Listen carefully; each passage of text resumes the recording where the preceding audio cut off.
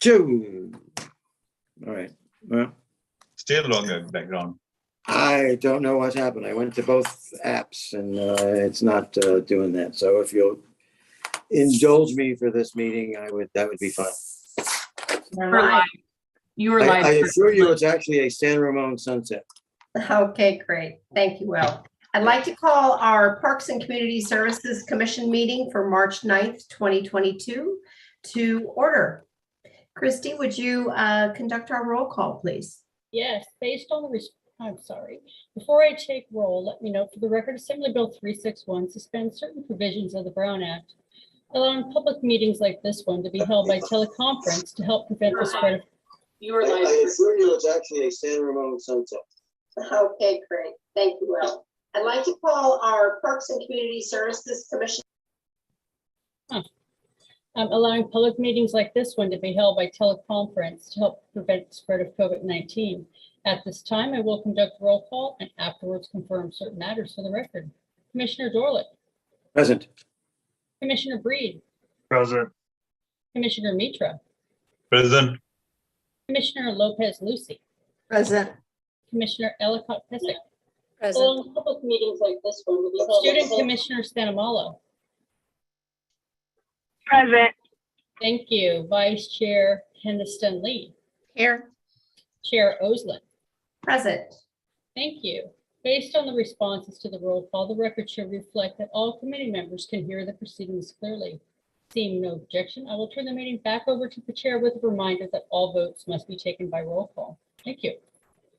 Thank you, Christy. Item 3, Pledge of Allegiance. Christy, will you please lead us? Yes. I pledge allegiance to the flag of the United States of America and to the republic for which it stands, one nation, under God, indivisible, with liberty and justice for all. Item 4, Special Items and Announcements. Item 4.1, Temporary Employee of the Month of February 2022, Nathan Mann. We're going to receive a presentation from Kevin Boggs, Recreation Supervisor. Hi, Kevin. Hi. Thank you, Commissioners. I'm proud to be here tonight to honor Nathan Mann as the Parks and Community Services Department's Employee of the Month for February of 2022. Nathan has been working hard for the city of San Ramon since September of 2020. He's currently a lifeguard 1 for the aquatics division, and he's in the process of applying for a senior lifeguard position as well. Nathan brings a positive attitude every time he's at work, which includes those cold 5 a.m. opening shifts during the week. Nathan hustles to get the covers off the pool and ensures everything is ready so the community can start using the pool on time. When Nathan is on the lifeguard stand, he relies on his training and uses proper lifeguarding techniques to make sure all the swimmers are safe, and he remains ready to respond at a moment's notice.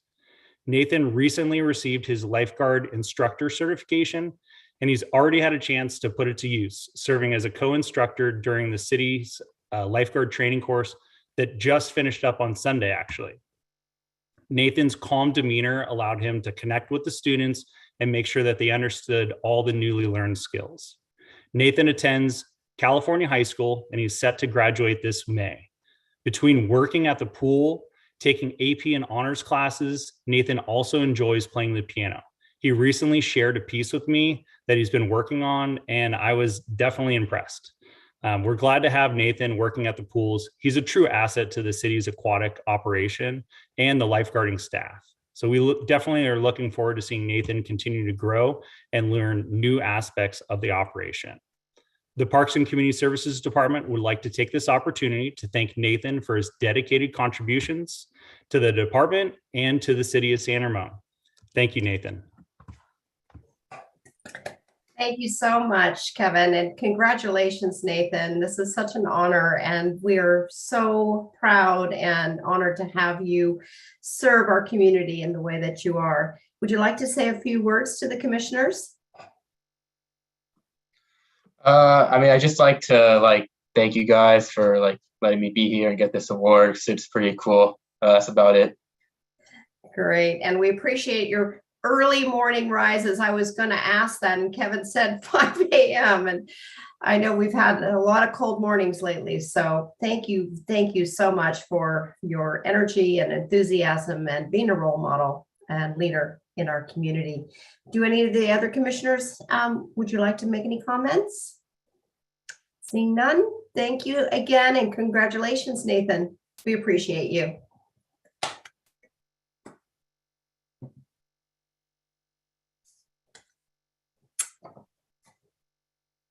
All right, moving on to 4.2, special announcements. And it sounds like Kathy has some for us tonight.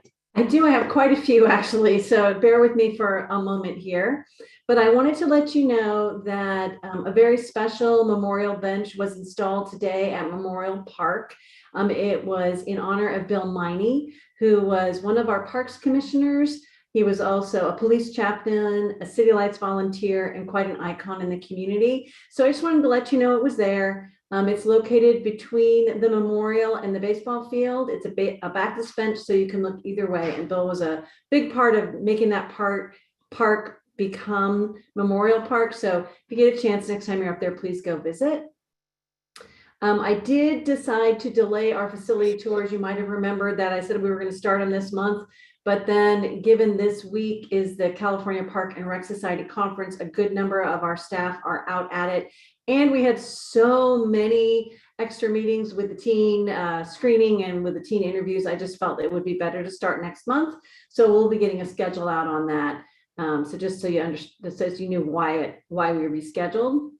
Now, as I mentioned, the City Council did discuss whether or not to go back to live meetings at their meeting last night.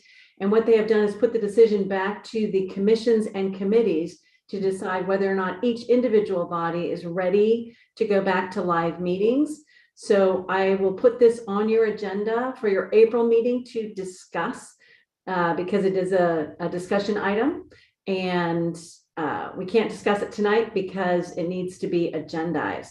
So you'll still be virtual in April, but definitely once we move into May, that'll be a decision that the commission needs to consider. And whilst you're pondering that this month, you can also ponder your subcommittees and what you want to do with those. Also, just a quick reminder, as long as we're talking about that, we are still in the midst of our teen council appointment review process.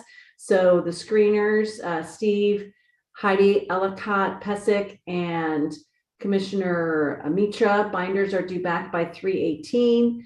And my interviewees, Commissioner Dorlick, Commissioner Osland, and Commissioner Keniston Lee, I believe those interview dates are set for March 30, 31, and April 4. Just keeping everybody on the same page. And then finally, there's a giant list of upcoming events. When I stopped to write it down, I almost got overwhelmed. I was like, oh my gosh, I had no idea. It's like the whole world has sprung into action. So I'm going to email this to you all so you don't have to try and jot this all down, but just so that anybody watching also knows how many things that are going on. There's a very special art gallery reception this Friday in City Hall. The San Ramon Valley Unified School District High School Student Art Project is on display. And so that reception will be from 4 to 6 this Friday, 3/11. There's also a symphonic band concert that night at the Opera at 7:30 at the Doherty Valley Performing Arts Center. On this Saturday, we've got our Party in the Park Camp Fair from 1 to 3:30 here in Central Park. So you can learn all about our summer activities. There's also an open space hike in Hidden Valley. It'll start at Hidden Valley Park. That starts at 9 a.m. this Saturday. You go into next week and we've got the Community Chorus St. Patrick's Day concert on March 18th. Friday Foreign Film that's sponsored by the Arts Foundation coming up on March 25th. The Underwater Bubble Show at the Doherty Valley Performing Arts Center on March 27th. Lady K and the Kings of Swing concert on April 2nd. I'm not done. The Spring Fashion Show and Tea put on by the Senior Foundation on April 9th.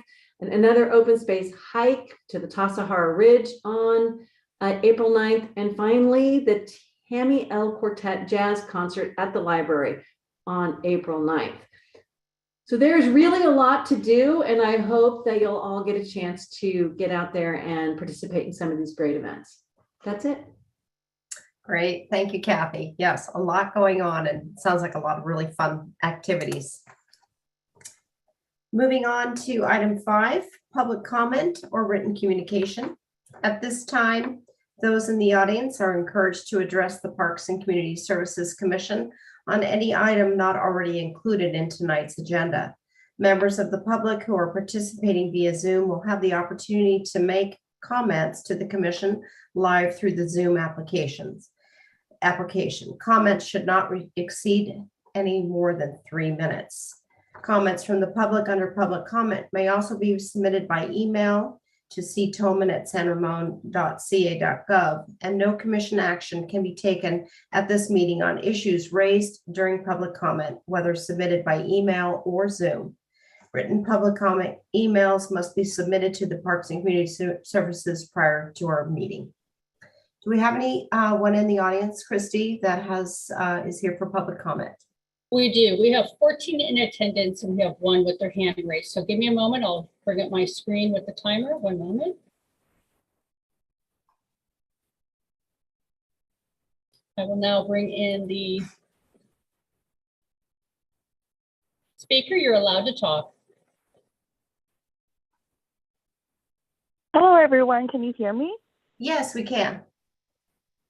So I want to thank you so much for organizing those wonderful activities I just heard. Unfortunately, I wasn't able to find them in this agenda packet. I wish you would have inserted them as a public record. So, like there are 14, you just said that, are in attendance. So if we missed some of what you said, if these information are indeed in the packet, we can go back and look at them and participate. Otherwise, we have to go back to the website or, click on different clicks before we can find them again. Sometimes they may be strewn all over the website. I know that you guys are very savvy and you guys are, really, really good at what you do, but please be a little bit more considerate and empathetic, with the public who are citizens, and we do pay for all the activities. All I'm asking is just a little bit more empathy on how you disseminate the information to us. So for convenience and for people who may not, want to be on the computer all the time clicking away, just, a simple insert in the packet would be greatly appreciated. Also, thank you so much for not giving me that very, very long warning about being rude or, being racist or whatever that you guys usually say to me before you let me in. I appreciate that very much. For the first time, I feel like I'm not participating in a communist society meeting when I come to this committee meeting because I'm not told of that. Thank you so much for respecting my right as the public to voice my concern, my comment, and my compliment to you. Thank you. Thank you, Speaker. We do not have anyone else ready to speak. All right, I'll close the public comment and we'll move on to item 6, approval of minutes. We have had 2 meetings in February, one on February 9th. Do I have a motion? Have you all had a chance to review the meeting minutes? And do I have a motion to approve the February 9th meeting? I move that we approve the February 9th Parks and Community Service Commission meeting. I second it. So Christy, you're muted. If no discussion, I will go ahead and take roll call. Commissioner Dorlick, Yes. Commissioner Breed, You approved. Commissioner Mitra, Approved. Commissioner Lopez Lucy, Approve. Commissioner Ellicott Pesic, Aye. Vice Chair Keniston Lee, Aye. Chair Oslin. Aye. Thank you. Item 6.2, special meeting on February 23rd, 2022. Has everyone had a chance to review the minutes of that meeting? And do I have a motion to approve? So moved. Second. Great. If no discussion, I will take roll call. Commissioner Dorlick, Yes. Commissioner Breed, Aye. Commissioner Mitra, Approved. Commissioner Lopez Lucy, Yes. Commissioner Ellicott Pistic, Aye. Commissioner Peniston Lee, Aye. Chair Oslin. Aye. Thank you. Moving on to item 7, consent calendar. Do we have any items for the consent calendar this evening? No, we do not. Item 8, commission business. 8.1, Bishop Ranch 6, City Village Park Conceptual Plan Review and Approval. We'll receive an introduction by Kathy Hyman and a presentation from the Summerhill Homes Landscape Architect. Wonderful. So, Christy, if you wouldn't mind bringing in Justin and Zaki. They're coming in right now. Beautiful. So I'm pleased to provide a little update and background to how we got to where we are today. So we are discussing the proposed conceptual design for BR6.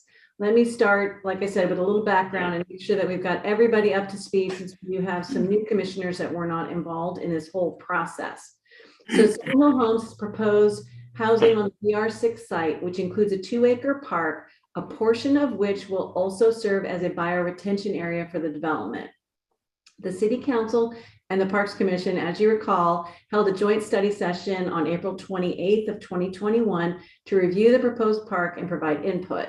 The City Council and Parks Commission were very supportive of the inclusion of a 2-acre park, and several members at that point expressed support for a meandering path that would connect with the walking district paths. So the Parks Commission Facilities Subcommittee then met after that on June 30th and clarified that an active conceptual park design was not as desirable. Instead, a more passive design that featured more natural setting with wide, meandering pathways that connect to the walking district would be the most appropriate for a park in kind of in the core of the city. So at that point, the Facilities Committee supported the inclusion of small nodes off the pathway that would include attributes like picnic tables and benches and interesting seating with shade, some scattered public art, low-level bollard lighting, possibly small bridges to connect pathways, game tables, trees, greenery, really this idea of an oasis, like a beautiful green oasis in the middle of an area that may be more densely populated, a small parking area, maybe 5 to 10 spaces, and individual interactive exploratory elements for kids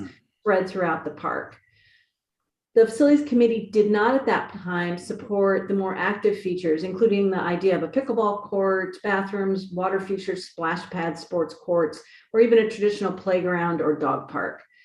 As you all know, the Parks Commission reviewed the proposed amenities on July 14th of 2021 and generally supported the Facilities Committee feedback. However, really felt that the inclusion of a restroom may actually be warranted at this location. And it is an item that is specifically called out in the Parks, Trails, Open Space and Recreation Master Plan that we would want to include bathrooms in parks when possible. So at that time, the commission also expressed that the addition of a Wi-Fi and a charging station to make this a smart park would be a very desirable, more attractive to teens, and that small play activity areas for children would be appropriate, although spaced apart to support the walking district concepts.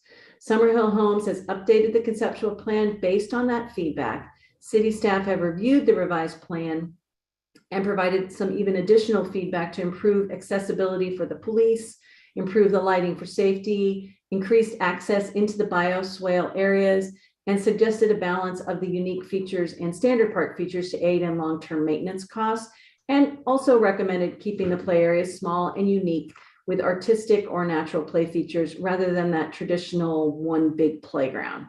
The Facilities Committee reviewed the updated conceptual plan on February 23rd, and overall they really liked the plan and felt it would be an attribute in the walking district and provide a really pretty incredible asset for the new residents that move into the neighborhood. They particularly liked the addition of the boardwalks to connect visitors with nature and to provide more opportunities for those desired walking loops. The Facilities Committee recommended keeping the play areas sized as they are in the plan, with play area number 1 focusing on the nature and the natural world, Play Area 2 focusing on music, and Play Area 3 focusing on balance and spinning. The committee was a bit mixed in their opinion on the ping pong table and cornhole, as the public would have to bring their own equipment to utilize these attributes. So perhaps when we're done with the presentation, the committee may want to weigh in on their thoughts on those.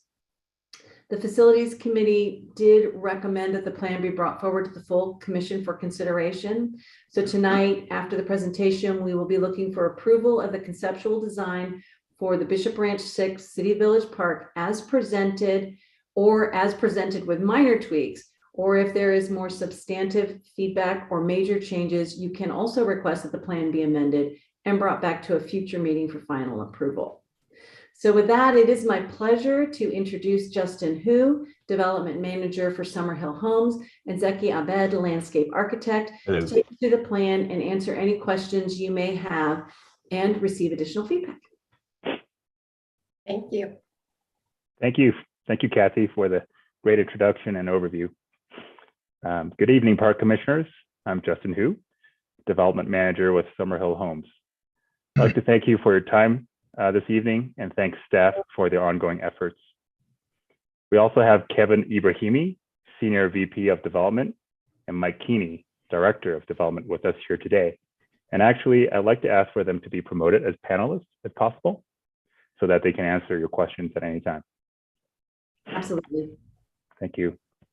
We're excited to present to you the new park plan today, which was conceived collaboratively with city staff and incorporates feedback from both the Parks Commission and the Parks Facility Committee. With that said, Zeki Abed, a landscape architect, will be walking you through the plan detail. Good evening, Park Commissioners. I'm Zeki Abed with Van Dorn Abed Landscape Architects. Tonight, I'll be presenting on behalf of Summerhill Homes. First of all, I'd like to thank you for your time and the opportunity to present to the committee the latest evolution of our design for the 2-acre park located on the corner of Camino Ramon and Executive Parkway. The plan before you represents a collaborative effort that incorporates previous feedback and input from city staff, Facilities Committee, and the Parks Commission. Our goal is to develop a comprehensive design that will create a unique and functional park plan for users of all demographics, while also integrating this with the San Ramon City Walk Master Plan, connectivity, and the walkability goals. This unique space provides a variety of recreational activities, ranging from the physical active play to more passive educational and relaxing environment for a variety of users, while providing a creative, functional circulation system in a beautiful, naturalistic, and pedestrian-friendly setting.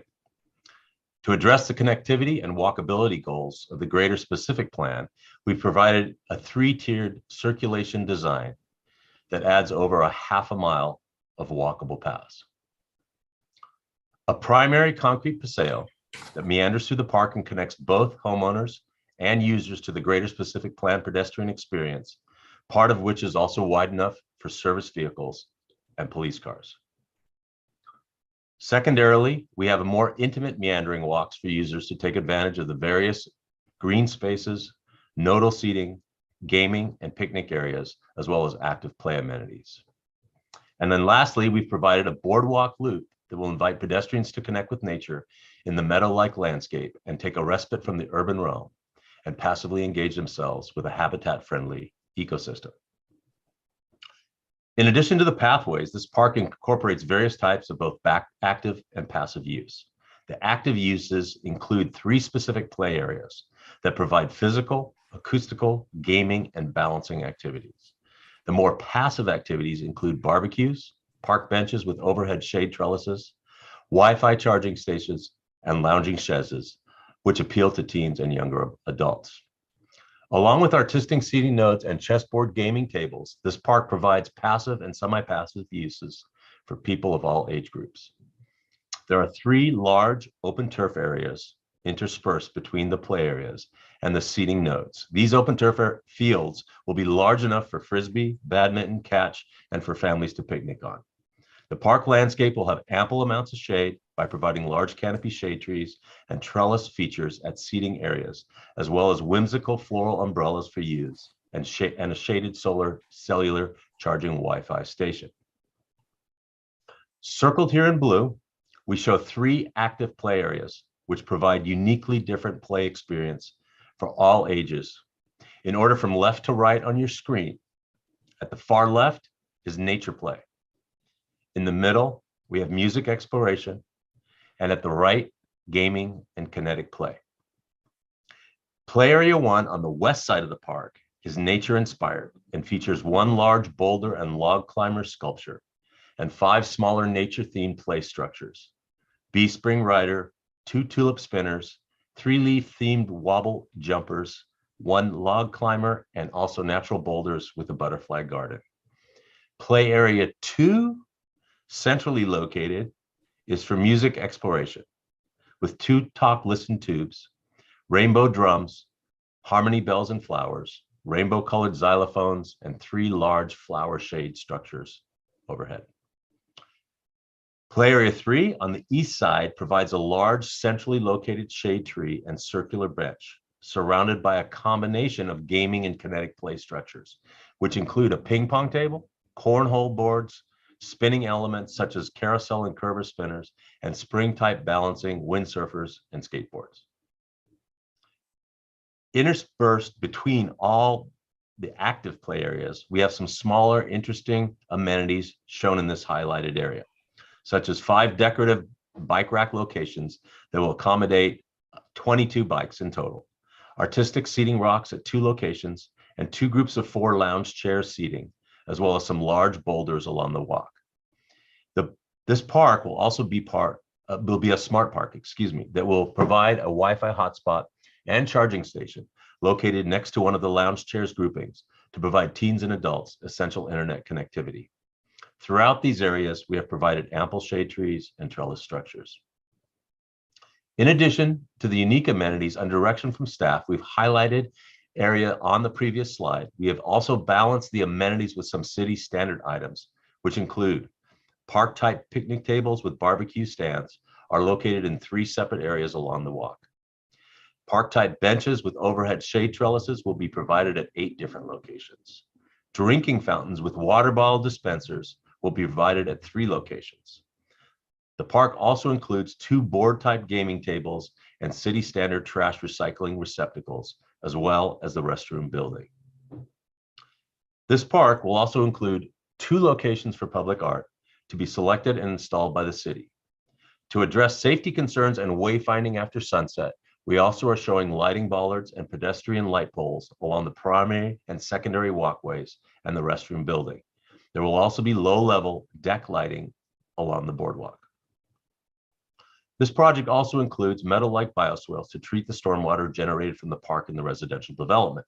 We have creatively integrated wood boardwalks with overlook nodes that invite park use visitors to walk through and linger in nature. This boardwalk will also provide a special opportunity for public education by including informational, interpretive signage that explains the importance and necessity of water reclamation. In addition, we've provided large linear step pads that traverse through the bioswales at 2 locations for another way to experience this beautiful landscape. This metal-like bioswale will use native and or naturalized waterwise habitat-friendly plantings to create a participatory natural experience, while also providing much-needed habitat for birds, butterflies, and other pollinators. In conclusion, the overall goal of the park experience is to create a more naturalistic setting while still providing a balance between walkability, functionality, and the active and passive use areas for all age groups. A balance between educational, experiential, and physical active play for youth, electronic connectivity for teens, and more relaxing opportunities for the middle-aged and elderly all come together in this concept, connecting it to the greater San Ramon walking district, thereby coalescing the community and enhancing social interaction amongst all demographics. We believe this park plan achieves these goals. The half-mile of walking paths provides all users the exercise, connectivity, and mobility through the park, and greater linkage to the San Ramon specific plan walkability goals. The various seating, gaming, picnicking, and lounging areas provide different passive seating options and nodes of respite for all in both sun and shade settings. The themed play areas of nature-inspired play, musical exploration, kinetic amenities, climbing elements, and solar charging station creates desirable activity for tots through early teens and adults alike. And by integrating the boardwalks with outlooks, seating and interpretive signage into the naturalistic, habitat-friendly, and functional bioswale areas, this provides a learning opportunity on water reclamation and filtration, water-wise planting, and habitat-friendly landscaping. We really believe that this park will be a great addition to the San Ramon Walking District and the greater community, and we would like to request your approval of our plan tonight. Thank you for your time and consideration. Thank you. Thank you, Zaki. You're welcome. I'd like to open it up for clarifying questions at this time from the commissioners. Clarifying questions only, and then we'll move to public comment, and then we will have a discussion. So I see one hand raised, Vice Chair Keniston Lee. Thank you, Chair Osland. Yes, I do have a couple of just clarifying questions. I will reserve my comments for the appropriate time. One is maybe it's Zeki that responds to this, I'm not sure, but I noticed that with the Rainbow Duo, I believe your image shows somebody in a wheelchair. I'm wondering to what extent ADA and appropriateness for folks with disabilities came into play with the discussion and the selection of the play equipment. Can you point to other areas where you anticipate them being, say, wheelchair friendly or disability friendly? In the play areas or in the play overall park? areas, yeah. Or if you want to share areas where you were really mindful of making it accessible, then that'd be great too. Well, yeah, so if we look at the overall, I mean, a lot of these amenities are ADA accessible already, the smaller ones. Obviously the climbing ones, the boulder climber, this one here is, it depends on who's going to be able to, access it, right? But all these smaller areas and all these top tubes are all, I believe, ADA accessible. We also, in the overall park plan, the walkways and the boardwalks are all accessible. The kinetic elements, I believe, I'll have to verify this, but I do believe that there are accessible heights, so you can climb on those things, transfer from a wheelchair, for example, onto the wind balancer, these curva spinners and things like that. You can see how low they are, so that they're very they're not unobtainable. But I have to check on the accessibility on it. It's a good question. Okay. And then, so you mentioned the boardwalk. Yes. In the images, it looks like there's different height of stepping stones for the boardwalk. So I don't know how that would be. Yeah. Yeah. So the boardwalk, let's go to the overall. So the boardwalk is the gray. Okay. That the gray linear walks, and those are accessible because the bioswales are only depressed about a foot below grade. So these boardwalks really essentially be floating above that bioswale by like 8 to 12 inches. Okay. And so those are accessible. The step pads that you see running through, the zigzag step pads, those are not accessible. I mean, you can't go run a wheelchair through there because there's steps going in to the bioswale and in and out. Okay. And they're broken up. But the loops are such that there's connectivity for wheelchairs. Yes. So that's exactly correct. So we designed it so that this boardwalk loop, you can do a section of the boardwalk loop. You can come up to the main, concrete walkway. You can jump down to the next boardwalk loop, or you can continue all the way around to each one. So absolutely correct. All the walkways and pathways are accessible. The picnic areas are accessible. I believe I believe most of the play elements, amenities are accessible as well. I'll have to verify that, but we definitely thought about accessibility in here. Okay, The great. park benches, the seating areas, the drinking fountains. Okay, thank you. My last question would be, and I couldn't tell from the diagram, but are dog waste stations part of the mix? Is that something that you guys have in mind? Oh, that's a good point. We didn't throw any in there, but that's very easily accommodated for. We don't have any doggy pot stations or something. So that's something actually that was that never came up. Interesting. Okay. That'll do it for me for now. Thank you, Okay. Chair Osland. Any other clarifying questions from the commissioners? I don't see any hands. So I'd like to open it up to public comment. Christy, do we have any public comment?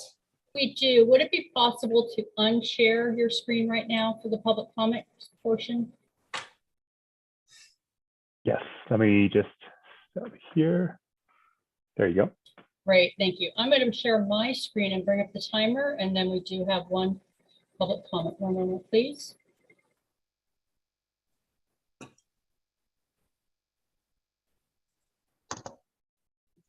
Speaker, you're allowed to talk. Hi, can you hear me? Yes, we can. Okay, so a question and a couple of comments. Approximately how wide are these paths? It looks like bikes are permitted to zip in and out of these paths. Am I correct? Because there are bike racks mentioned in the packet, in the agenda packet. So I'm wondering, and I'm not sure if our city has ever sat down and, you know, thought about priorities. When you're in a small space like this, where you have bikers, adult pedestrians, teenager pedestrians, or roller bladers, or scooters, or you know, runners, and then you have like toddlers who are just even, you know, beginning to walk, and then you have dogs, all in this kind of crowded space. I'm wondering, in our city, who has the priority for you know, the right of way? Like, who yields to whom? Are the pedestrians supposed to yield to the bikers, or the opposite? I feel living in San Ramon, oftentimes I run into this problem as an American. When I was 16, I was always taught that motorists yield to the pedestrians. But because San Ramon is full of immigrants and diversity from Asia, specifically from India and other parts of, you know, China, it's kind of strange sometimes when I yield to the pedestrians, they'll indeed wait for me to go. So I'm wondering, in this kind of crowded situation, what's the developers, you know, design concept in terms of, you know, who has the right of way, and what does our city think? And also, I suggest if you're going to put in any water fountains, please be mindful. Little toddlers sometimes may be let alone to play while their moms may be chatting away. If you have water fountains that are meant for dogs or animals, how do you protect the toddlers from playing in, you know, dog areas? You know, thank you. Thank you, Speaker. We do not have any other public comment. All right, I'll close public comment. And I'd like to open it up now for discussion from the commissioners. Who would like to go first? Actually, I'd like to, before we do that, I see your hand, Commissioner Breed. I'd like to hear from our facilities committee members. If you would like to start first, if you want to add some feedback about our discussions. Well, I guess I'll go first. Thank you again for this great presentation, very much. But we really, I felt, discussed the issues that we wanted, thinking that we made it available for all generations. The path is very wide. I do believe that we can, you know, have bikes and pedestrians at the same time. And we thought that putting it into the 3 different areas really emphasized emphasis on each, you know, area. And we liked most everything that they had presented, because it does have music and different things that we wanted, you know, play. You can play wherever you want. You can sit and have games. You can have a picnic. You can run around wherever you want to do. So we felt this was a very successful and enlightening to have a 2-acre park, to have so many amenities open to the families that will be moving in and open to the general public. So the facilities committee discussed it, I think, in length, eliminating a lot of larger items that previously were in there, but we felt that the smaller items in this area would be much more beneficial. And I personally think it's very well planned. So thank you. Thank you, Commissioner Lopez Lucy. Commissioner Mitra, do you have anything that you'd like to share about? Yeah, so echoing what Commissioner Lopez Lucy just said, yeah, we had at length discussions on the whole plan. I think the overall the presentation was pretty self-explanatory. We had some questions regarding the pathway size and stuff like that. Definitely that thing came up. Waters, biking, other areas, as well as playground. What kind of equipments are we going to place? We spent a lot of time on that, and we also focused on where the park goers are coming from. Is it the local community? Mostly that's what I personally thought. Mostly the local community will be using that, and they will have different level of kids on that. So 3 areas will 3 different types of play equipments, play structure will be helping different age group of kids, as well as picnic area, shaded area will serve the other population as well. So overall, we had an length discussion, and I'm happy some of our suggestions were taken care of or discussed or appreciated. So overall, we had a pretty excellent discussions. I think it is a good plan overall. Thank you, Commissioner Mitra. I also served on the facilities committee, and I feel very heard around our discussion. So thank you very much for implementing some of the ideas that we had. I still am, well, I'd like to hear from the other commissioners. The third playground, I have some questions and some thoughts around that, but I'd like to hear from the other commissioners, and I'd like to start with Commissioner Breed first, since he had his hand raised. Yeah, thanks, Commissioner Charles. And hey, I just have, first of all, thanks for the presentation. And since I'm the new person on the block, this was super enlightening, and I'm very amazed at all the work you guys put into this. So thank you so much in advance for doing this, because I know it's a lot. I have a couple questions or comments. You mentioned solar within the cell phone, which I think is great, but are we also using solar within like for the restroom, and are we pushing recycling within the park as we, with garbage and the whole thing, as we're looking at that? And then I liked how you guys talked about water and the water efficiency, and I figured the plants are water efficient. Okay, thanks. I noticed that. And then, so thank you for doing that. That made a ton of sense to me. 2 more comments are, as we look at the trees and shade's important to the city, it's part of one of our goals. As we put the trees in, how mature are they? So in other words, as we get shade on those, are we waiting 5 to 10 years, or is that immediately going to happen? And then my last comment deals with maintenance. I read in here that the long-term maintenance of the proposed attributes is unknown at this time. I was wondering, does the developer provide a maintenance budget as we go forward, or is it that all these attributes and things we're putting in the city owns the maintenance on? If that's true, can we work with the developer to provide the budget long-term for that, or that cost automatically goes into the city and we need to figure out how to budget for that? So, because everything looks great, but there's a cost 20 years down the road that we got to figure out how to maintenance. So just some food for thought. Thank you. Maybe I can jump in and answer a couple of those questions just to clarify them.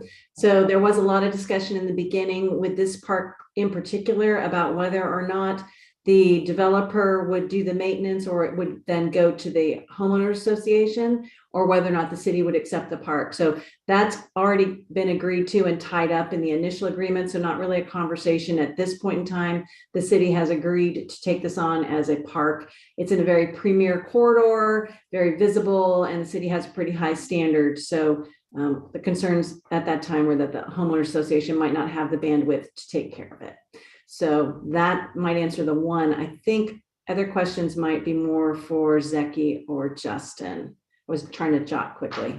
Right on. Thank you, Kathy. I'll jump in to answer some of the other questions before passing it on to Zeki. So as Kathy said, yes, most of the items will be maintained by the city. We have worked with the city maintenance staff to make sure that we included certain items that are city standard items to make sure they have the reserve to replace and when necessary, and they have the cost. They can expect it when a maintenance is due. In terms of recycling, yes, of course, we will include recycling in the park. I believe the bathroom you asked about solar, we're also using a city standard spec provided by the maintenance staff. And so that's what we included on the plan here. And I'll pass it on to Zeki to talk about the tree maturity. So regarding the trees, our initial, this conceptual plan, we've allocated for a mixture of 24-inch box, 36-inch box, 48-inch box trees, and one large 60-inch box tree at the most eastern play area. The trees and rate of growth depends on the species. We haven't selected the final species yet. We are suggesting some larger oaks. Oaks tend to grow slowly, but as you guys know, when you plant, there's a balancing point with oaks, and if it's not necessary, you actually get quicker growth if you plant a slightly smaller tree. It establishes quicker, and then once it gets established after a year or two, then it really starts shooting off and growing. So in other words, when you pick a 24-inch box tree versus a 36, the 24 will catch up to the 36 or even the 48 3 years down the line. So it's kind of a balancing act. We like to usually do 60% 24s, 30% 36s, a few 48s, and give it a mixture so that when it is installed, you do have some actual canopy coverage. Okay, thank you very much. I'd like to move to Student Commissioner Thanamala. Hi. Yeah, I just wanted to also thank you for the presentation and, as a new member as well, coming up to speed really quickly with the clear presentation. And I really like that there's the bioretention spots that you were talking about in the park. I think it highlights San Ramon Beauty. And I just had a quick question about the play area 3. This might just be because I'm not too familiar with the map, but I see that play area 3 is pretty, it's large, and obviously with the instruments that you're putting in, they're probably spread around. So I wanted to know what, if children are playing in play area 3, how safe is it if they're on the outer edge? As I see that there's a decorative bridge, but then I'm sure that the right-hand side is a road. So I'm not sure, I just want to know how much space there is, and if are the trees providing some kind of barrier from children to moving that far, or is there's just a lot of length in that space? Because the other two sides are parking lots, I believe, but I'm not sure about this one as it's right on the intersection, there's a road. Do you kind of get my question? Are you saying that you're concerned of the proximity of this area to Camino Ramon? Yeah, I'm just asking how close is it? Well, am I reading into that, or is there enough granted space? For I mean, if you look at the scale map, so those walkways, that walkway around that walkway right there is 12 feet wide. Okay, so that's 12 feet. That space, that play area, internal dimension of that play area is about 40 feet, 45, 50 feet across. Okay, from side to side, plus or minus. And then if you look at if you consider that walkway being 12 feet wide, you're about 75, 80 feet from the corner of the Camino Ramon. So it's going to be pretty well protected. The bioswales are going to create a nice buffer. There's going to be a lot of planting in there. And I don't think you're going to, I mean, you can't control kids running around, but I think they're very internally focused. And I think you're going to have a feeling of security. We didn't want to put any tot lot fences or anything like that.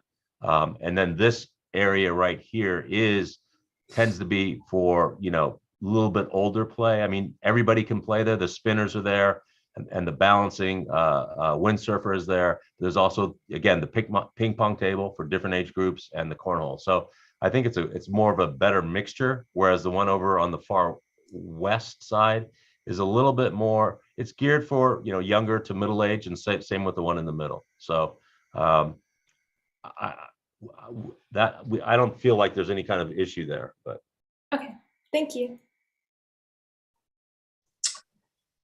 Commissioner Ellicott-Pesek.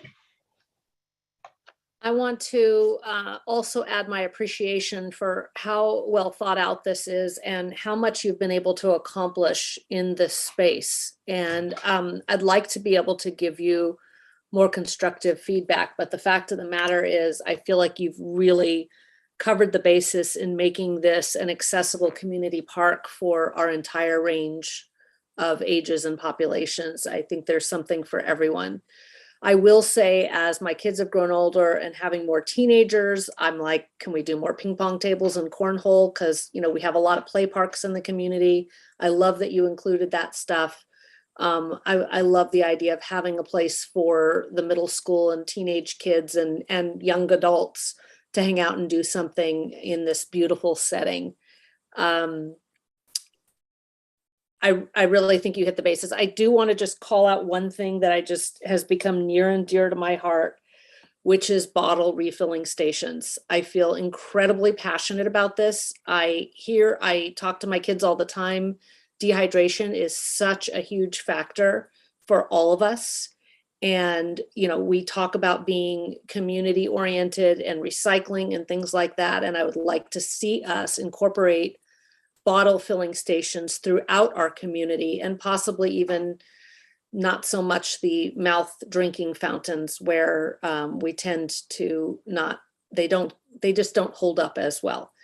So I really appreciate this being here and wouldn't mind there being a couple of those in there and really encouraging people to use them and us maintain them. I like the thoughtfulness of trying to create something that provides that element of health as well as that environmental consciousness by discouraging single use, but still keeping that up. For a minute, I was kind of hoping that the color scheme of the thing was going to be more in the natural tones, giving that idea that you're in a out of the city kind of area. But I see the color and the vibrancy, and I think on the other hand, I really feel like using so many colors in the midst of a very natural design is a nice representation also of the diversity of our community. So I don't have really much in the constructive feedback. I love it. I'm excited. I can't wait to use it. I appreciate that you incorporated our concerns about providing shade and how hot we can get in the summer. And I'm hoping, when I look at some of the seating options, I'm hoping they are under shade or we use materials that can stand up to extreme heat as we continue to get. So thank you very much. I can't appreciate this enough. Thank you. Commissioner Dorlick. Great, thank you, Chair. I appreciate that. A couple of questions. So on the charging station, is it wired, wireless, or a combination of both? The charging station, I believe, is solar powered, but it would also be we have to look at the specifics of it, but it's a solar powered charging station and Wi-Fi, and the intent is charging and Wi-Fi. No, I understand that. My Okay. question was not related to that. Oh, My question was related to, is it a wireless or does it require a wired connection? I do not have the answer for that. Oh, okay. That was my question. And then number two, there's one kind of at one extreme. Would it be possible to perhaps put a second charging station, maybe right by the restroom there? There seems to be, some areas there, a little bit opening, could put one at that end as well as the other end. I mean, if we've got a full park and you got 2 charging stations, you might have people lined up for that. So that was just a suggestion. You might add a second one. And, if it is wired, is it going to be hardwired so that people don't have to bring their own cords? Because most people aren't going to carry around a cord. if it's wireless, can you just throw it down there and have, kind of a wide area there? I think I agree with Commissioner Mitra. It's going to be primarily, I would say primarily and predominantly local usage. I mean, you're going to have people on the walking trail are going to be integrating to it, but it's really the people coming from the houses there, from the residences there, that are probably going to, have the most use of the park. It's going to integrate into the walking district. And I think bicycles, I don't know if it's going to be, a lot of, kind of through bicycle usage as opposed to a destination. You're taking a bike ride and you come to the park, plenty of bike stations, you lock up your bike and you go to the park. So I don't know how many bicyclists are going to, actually kind of ride through here. I think they might be going to the park or stopping at the park. Hey, there's a restroom, let's stop, etc. And, quite honestly, I find most people in San Ramon, and, I walk through the golf course where I live and on the Iron Horse Trail and go to the city center and, a lot of gathering places. And I find most people in San Ramon are pretty considerate, pretty courteous, and it's, regardless of their ethnicity or their cultural background. So I don't, really see any, major issues there, and they are 12 feet wide. So, you got to have a, pretty good thoroughfare there. So great job. You really took a lot of the vision that came out of the previous meetings and made it concrete. So looking forward to the implementation and the execution of the design. Thank you. Vice Chair Keniston Lee. Thank you. A question for Kathy. Kathy, can we assume that there is a part of this process that ensures that the developer adheres to the useful life standards that we've grown accustomed to in this city with regard to the equipment? What is that process? Yeah, what happens is after the conceptual design, and again, conceptual is conceptual, the developers generally will build the park, and the actual plans, so the real solid plans that include every sprinkler, every actual piece of equipment, go through a pretty rigorous review with the city staff and the planning department too, to make sure that what's actually in the plan is workable. So, at that time when you're dealing with a site, things can change a little bit, and you have to twist and adjust. And so what you're approving is not the exact placement or location of each thing, but the concept. And also with the quality, that is another thing that city staff will be looking at, because we need to make sure that we can maintain it. And so this is a very unique park design, and it has lots of features that we don't normally put in parks because we do standardize. However, I think the Public Works Department, along with Parks and Community Services, see the vision for this as being unique and special, and so therefore deserving of some unique and special features. I did want to add, as long as I have the opportunity, that the homeowner association will maintain the bioswales. That was the one piece that was retained, while the city will maintain the park. Yeah. Okay. Another follow-up for you, Kathy. I believe, and I want to thank you to the facilities committee for doing a lot of heavy lifting on this. So thank you. You guys did a great job. With regard to ping pong and the cornhole games, I believe that was one area where you guys weren't completely entrenched in a decision. So I wanted to ask Kathy, what are other communities doing? Is the idea of having to bring your own equipment an issue? I do like the idea of, I forget which commissioner said, it appeals to some of our teens perhaps. So I like the idea of it. And I imagine that over time, people will get used to bringing equipment, but I'd hate to see that take up valuable real estate and just sit there and not be used. So what has our benchmarking shown us with regard to other communities? It's a tough one because the ping pong table is fairly new. We do have two other parks with ping pong tables coming in, Critter Crossroads and Rancho Phase 2. I believe it was Justin who mentioned that in the other parks they've installed, they have had lots of usage. And so specifically in a densely populated area where there's not a lot of room to have a ping pong table, that's why it's a great question. I don't know, Justin or Zeki, if you want to add to that. Justin, you want to add? I think, Kathy, you hit the nail on the head. We, in our experience in other parks we built, and actually just anecdotally in parks I've personally visited. In these densely populated areas, folks tend to, takes a couple months for it to ramp up, like you said, Heidi. But once people realize the park is there and the equipment's there, they'll just go bring their own stuff. It's pretty easy for them. I mean, in some ways, you guys are on the bleeding edge for this community in terms of this design. And Right. I feel like, and I have some other comments as I always do, but I feel like, you know, we'll all be eager to see how this manifests, right? And there's going to be a lot riding on it in terms of maybe how we look at future parks as we look at infill in our urban environment, you know, our newly upcoming urban environment. And so my thought is that we want those equipment pieces, and then we want to see if we build it, will it come? Will the equipment come? Especially given Justin's perspective about other communities that you're seeing. So that's really helpful to me. So some general stuff from me. One thing is, I do think it's a very thoughtful design. You have no idea, Zeki, how gratifying it is as a commissioner to have feedback and input go to a developer or their landscaping architect or whomever, and have it come back so realized. And I feel like that's why you're getting such positive response from these commissioners, because it's a great partnership to see that happen. And so we appreciate that.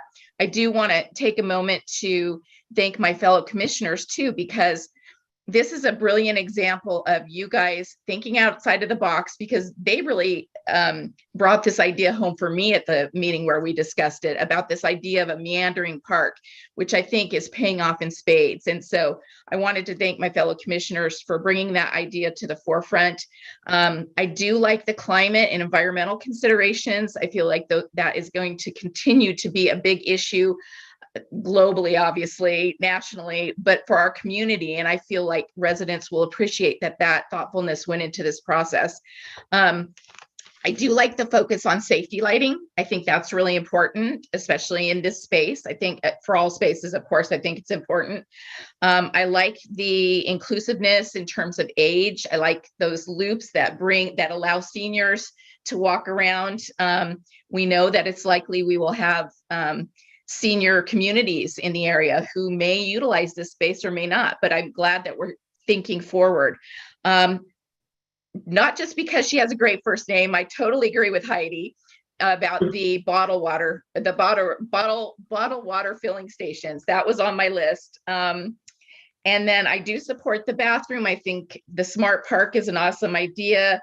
I like the connectivity to the walking district. I think one thing we're always thinking of, and it sort of seems like it would go without saying, is the safety of the equipment. If nothing else, you're going to hear this commission time and time again talk about the importance of safety. And so let's make sure that we're adhering to that standard, to that value, because that's critical in this community and it's critical to this commission.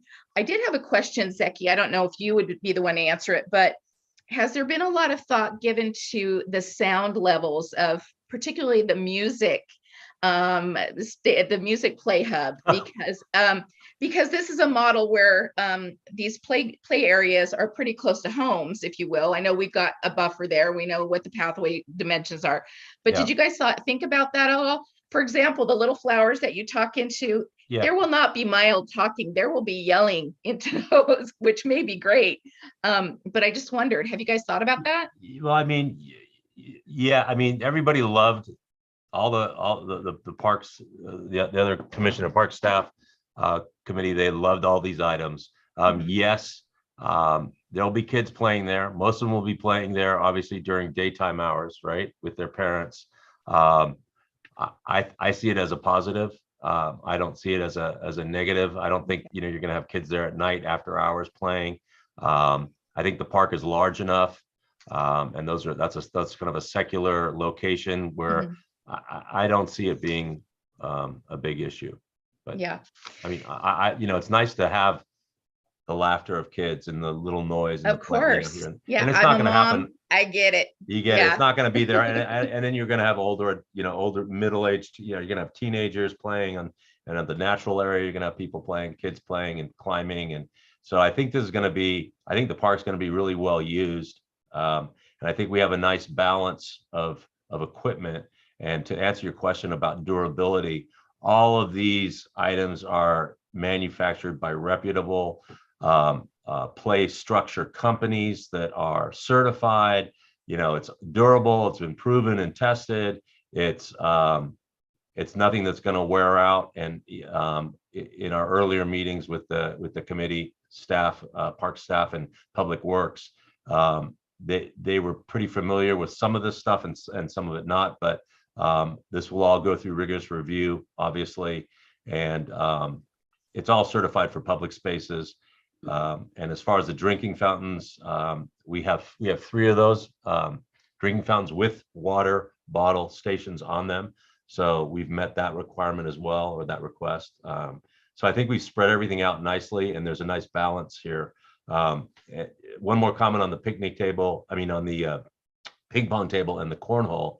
We only provided 1 cornhole, 2 cornhole boxes. And then, as you said, you know, we don't really want to take up too much real estate, but once people know that those are there, people tend to either bring their own cornhole with them, and they can play with those on the open, turf areas as well, right? Or the nice thing about just having these 2, you bring your own bean bags. So I think there's enough. I think there's enough opportunity for people to bring their own things if they want to as well, or for people not to bring anything. If you want to, you bring your ping pong table and your ping pong balls, and you're good to go.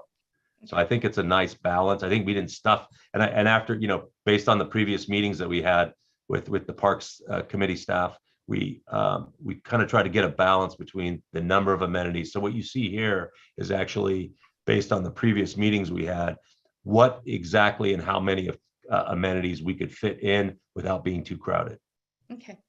And then finally, much like Commissioner Ellicott-Pesic, my original reaction to the color scheme of the different nodes was, you had that one space with the very natural colors, and we're trying to achieve that natural space, and that it was a little shocking to go to other places that had those bright colors. But I do like the reflection of diversity, and I do feel like the natural element, the collective natural element of the park sort of keeps that consistency of nature going. And so I would say my only caution to that would be just making sure that it's not such a stark contrast, that there's not some cohesiveness. And I'm hoping that the general natural elements of the park will keep that sort of glued together, if you will. But I think that it's very exciting. And as a closing comment, I really think we want to keep in close contact with folks and find out, what's working well, maybe where there would have been tweaks or what have you. I see great success for the park, and we do appreciate all your efforts. So thank you. Thank you. I see a couple hands raised, but I'm going to jump in before reaching out to our commissioners whose hands are raised, because I have a couple things I want to bring to everyone's attention. So Playground 3, the one to the far right, the far east one, has a tree in the middle. And Zeki or Justin, if you could pull up the images on the second on the page that has those. So there is a large tree that sits in the middle of this, and what will surround the surface will be some kind of a rubberized, I don't know, walking safety surfacing, yes. Yes, and so the equipment or the features that you see surrounding it would go around it on that surface. And the ping pong table does not have a net. Is it a metal bar that comes up, or a divider? It's correct? a rigid piece of metal. Yeah, it's a rigid element. It's not a real net. It's a barrier. It's a rigid open barrier. It's a mesh. So I just wanted to bring that to everyone's attention it's not a traditional ping pong table with a net. Yeah. Also, the cornhole would be stationary, correct? It would be not movable. Correct. Okay, so my concern is that, we have this passive, beautiful tree in the middle, and then we've got this activity going around it. And I know that we talked in our meeting about, perhaps parents would be sitting around the tree on the bench and observing the activities. I'm just concerned there might be too much around in that space with a ping pong table and a cornhole. And I think that with that ping pong table, being very static, it may not be, what others have been envisioning. So I wanted to see where you had those possibly positioned. So Justin has zoomed in on the plan. So you see on the northwest corner, that's the ping pong table. And there's a black line that shows it's the play area, the safety zone for the ping pong table. And then below it is the cornhole with the 2 cornhole boxes. And then to the right, we have ample room for 3 spinners, windsurfer, 2 spinners, a windsurfer, and a skateboard up there. So and then on the very top is a spinner. So we have there's ample room. These are all the safety zones for these elements. You could imagine, yes, look at the shape of the space. Even if you take the tree away, let's say you took the tree away, which I think is a killer focal point and anchor to that space. I think that tree, we're gonna, calling out for a 60-inch oak or something, or a sycamore, some beautiful big tree. When you go to a park, I don't know, when I was a kid, I'd go to a park and there'd be that one big tree you'd want to just sit under. And I really think it number one provides shade, it provides a focal point, and it also gives this space another use. So if people aren't playing there, I'd come there with my laptop, my sit down there. I'd go down to a city center, go get a sandwich or something, and come sit there and hang out. So I think when it's not being used, that tree and that planter, that seat wall planter, provide another use for a different demographic, or for the people who are using it when they're there. So I think it's important. Okay, well, thank you for blowing that up so we could see how things would be positioned in that space and what the surface would be like. And I have some reservations. I love ping pong, but I have some concerns about that particular table. So that would be my reservation. I just want to also reiterate what Vice Chair Keniston Lee brought up about the dog waste stations. Think that if we could zoom out of this and take a look at the overall map, I think that's extremely important, because we will have pets that are going to live in the community, and often, people forget their bags. And so I think at the main entrances to the park, I think we should have those, and then maybe one positioned within it. I think that's something we must not forget. And I was very concerned about the trees, because I know in the city, we use a lot of non-potable water to water our trees, and we've lost quite a few redwoods because of that and with the drought. And so I just want to make sure that what we plant, it's going to last, whether or not it's non-potable or potable water, hopefully not potable, but I think that's an important thing that we need to be thinking about long-term sustainability of the trees that we plant and the plants. Yes, a very, very good point on the non-potable reclaimed water and the trees. So redwoods require a lot of water in themselves. They're not low water use trees. Oaks, sycamores, elms. If we have pistache, there's a variety of trees we can use. The trick with recyclable water is the salt content, and it has to be monitored, biannually. It has to be monitored, and so it's really a function of the water. You could get, the delivery of the water system is important, and the quality of the water is important. And if the salinity goes up, then you have issues. We're going to work with the Public Works Department and Parks Committee to select species of trees that everyone agrees will have the best survivability. Great, thank you.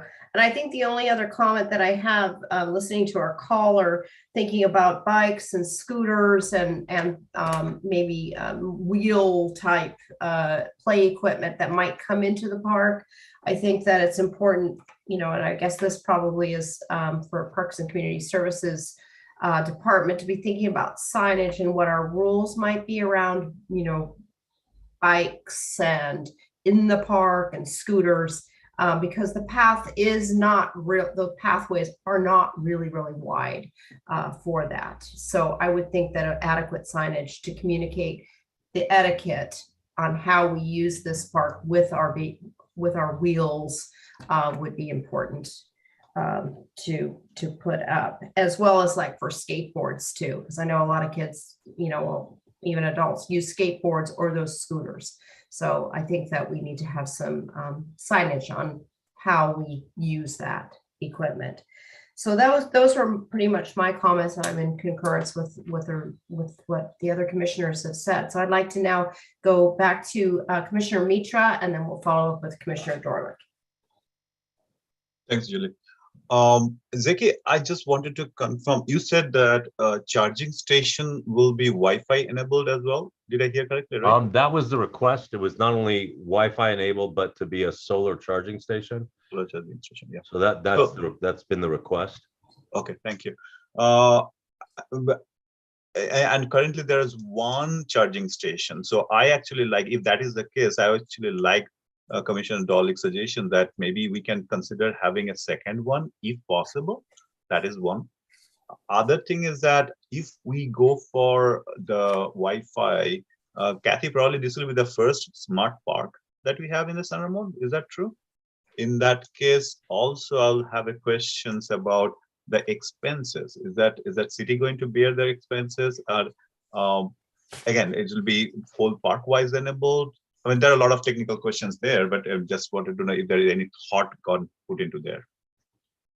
I'll help you out a little bit. I know that it's definitely a trend in parks and community services to try and Wi-Fi enable places, public places for people to access that Wi-Fi. Right now you can get it at the library. So if you're clever, you could sit outside the library and pick up the Wi-Fi, and some of our other public buildings. We would, as a city, probably have to pay for some kind of service in order to accomplish that feat. But I do think it is a big request of people in the community. So, right, it's going to be costly if we do that the whole park wide. If we want to do that. I do not believe we would do the entire park. You would probably do an area that's adjacent to the charging station. Oh, it'll be zonal Wi-Fi enabled area. Okay. Yes. Oh, yeah. But yeah, okay. Then probably it is less. But I was just thinking if we have to Wi-Fi enable 2-acre park, the whole thing, it'll be costly, and that will be we have to consider that. But yeah, okay. Yeah, that's it. Thank you. Commissioner Dorlick. Thank you, Chair. Just curious if there are any other comments. If not, I would like to make a motion to approve the conceptual design for the Bishop Ranch 6 City Village Park as presented with the feedback that was generated from the conversation and implemented in conversations going forward. Second. Might I just clarify, just so that everyone's really clear on what a couple of those points of that conversation before you vote? Thank you, Kathy, please. Because as I was taking notes along here, I think I heard that you'd like to see a second solar charging station, dog waste containers at entrances and somewhere in the middle. Make sure that we've got the bottle refilling stations, which are part of the standard. Yeah. More than one. And making sure that there is some bit of a color scheme as we move through here, not a huge one, but something so it's cohesive. And I can't read that last note. Plant trees, I see it now. It's not a well-written note. Plant trees that will work well with the water. And of course, staff will double check that. Right, the conceptual plan that also then incorporates the feedback that was received from the conversation. Right, and I think the only other thing, Kathy, would be a signage around the wheeled scooters and skateboards and things like that, bicycles. Perfect. I just want to make sure everybody knew what those pieces were. Was there anything else? Nope, I think that summarizes it very well. All right, time for a vote. Great, so if everyone's ready, we will, Commissioner Breed. Aye.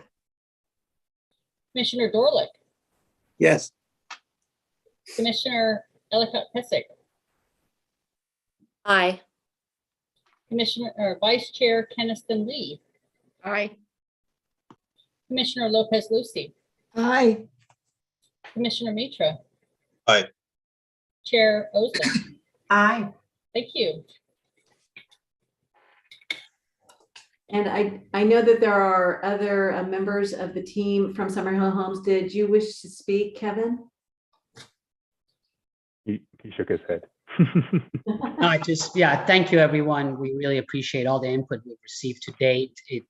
It literally has changed the park plan to what you see before you. And also, Kathy, thank you for your input. It's really been collaborative, and we appreciate all the support, and we're happy to be here. Right. Thank you, Kevin. Thank you, And everybody. team. Thank you very much. Appreciate it. Very good. Thank you, everybody. All right. Have a good night. Have a good night, everybody. Thank you. Thank you. And Bye-bye. Chair. Yep. Thank you. Hey. Exciting. 8.2, Boone House Historic Program Recommendations. We're going to receive a presentation from Brad Morris, Program Manager. Good evening, Chair Oslin, Commissioners. Thank you so much for having me this evening. We're on to another exciting topic, which is our wonderful Forest Home Farms, and particularly discussing the Boone House and looking at where that piece of property will be taking us in the future. And so just to give you a little bit of background on this, I think as most of you know, with that property and that house, we are in need of some renovations from time to time, and specifically the Boone House. That's one that we knew was going to be coming up. And what we're really trying to do is get ahead of that. And so we're looking at what possible renovations and restoration we're going to need to do in the future. But before we wanted to go down that road, we kind of wanted to look at programming and where that house may be taking us from a programmatic perspective. So when we look at the renovation, we make sure we're renovating it towards the programming that we want. So we really wanted to get to the commissioners here and get your feedback on what we're thinking. Jessica's going to help me out here. She's been working on this, gathering information, working with the Historic Foundation, has done a great job really getting out in front of this and figuring out what we want to do with that, with the Boone House in particular, from a programming moving forward. So then we can look at what does that restoration look like? What is that dollar amount at, years down the road? How do we tackle that piece? But the programming will really drive us towards that. So I'd love to turn it over to Jessica. She's got a wonderful presentation that she'd like to go over with you. And then we'd love your feedback on that. And we recommend that you receive the Boone House program recommendations and provide feedback to us. So thank you very much. Without further ado, I'm going to turn it over to Jessica here. Great. Thanks, Brad. Hi, Jessica. Hi there, and thank you so much, Chair Oslin and commissioners, for having me this evening, and so great to be in front of you again in so few weeks. Christy, if you wouldn't mind sharing the screen and the presentation, and I will hop into this for us all.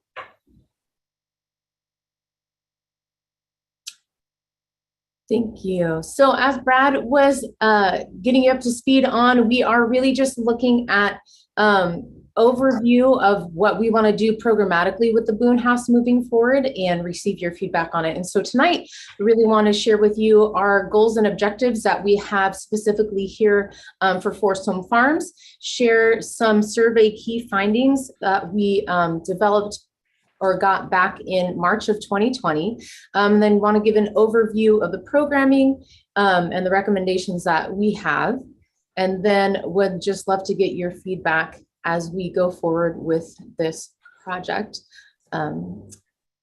Chrissy, next slide, please. So our goals and objectives, these are items that we came up with to really guide the future in a more focused way at Forest Home Farms.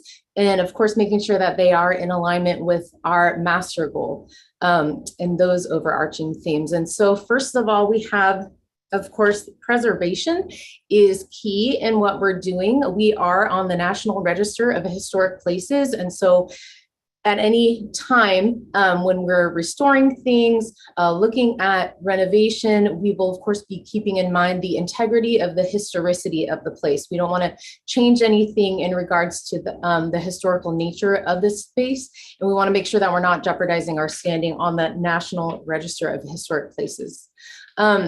In line with that, though, is sometimes you really do need to do some restoration. As Brad was talking about, you know, these things come up over time. We have these buildings. The Boone House itself is 122 years old. It was built in 1900. And so we're looking at the physical integrity of the buildings.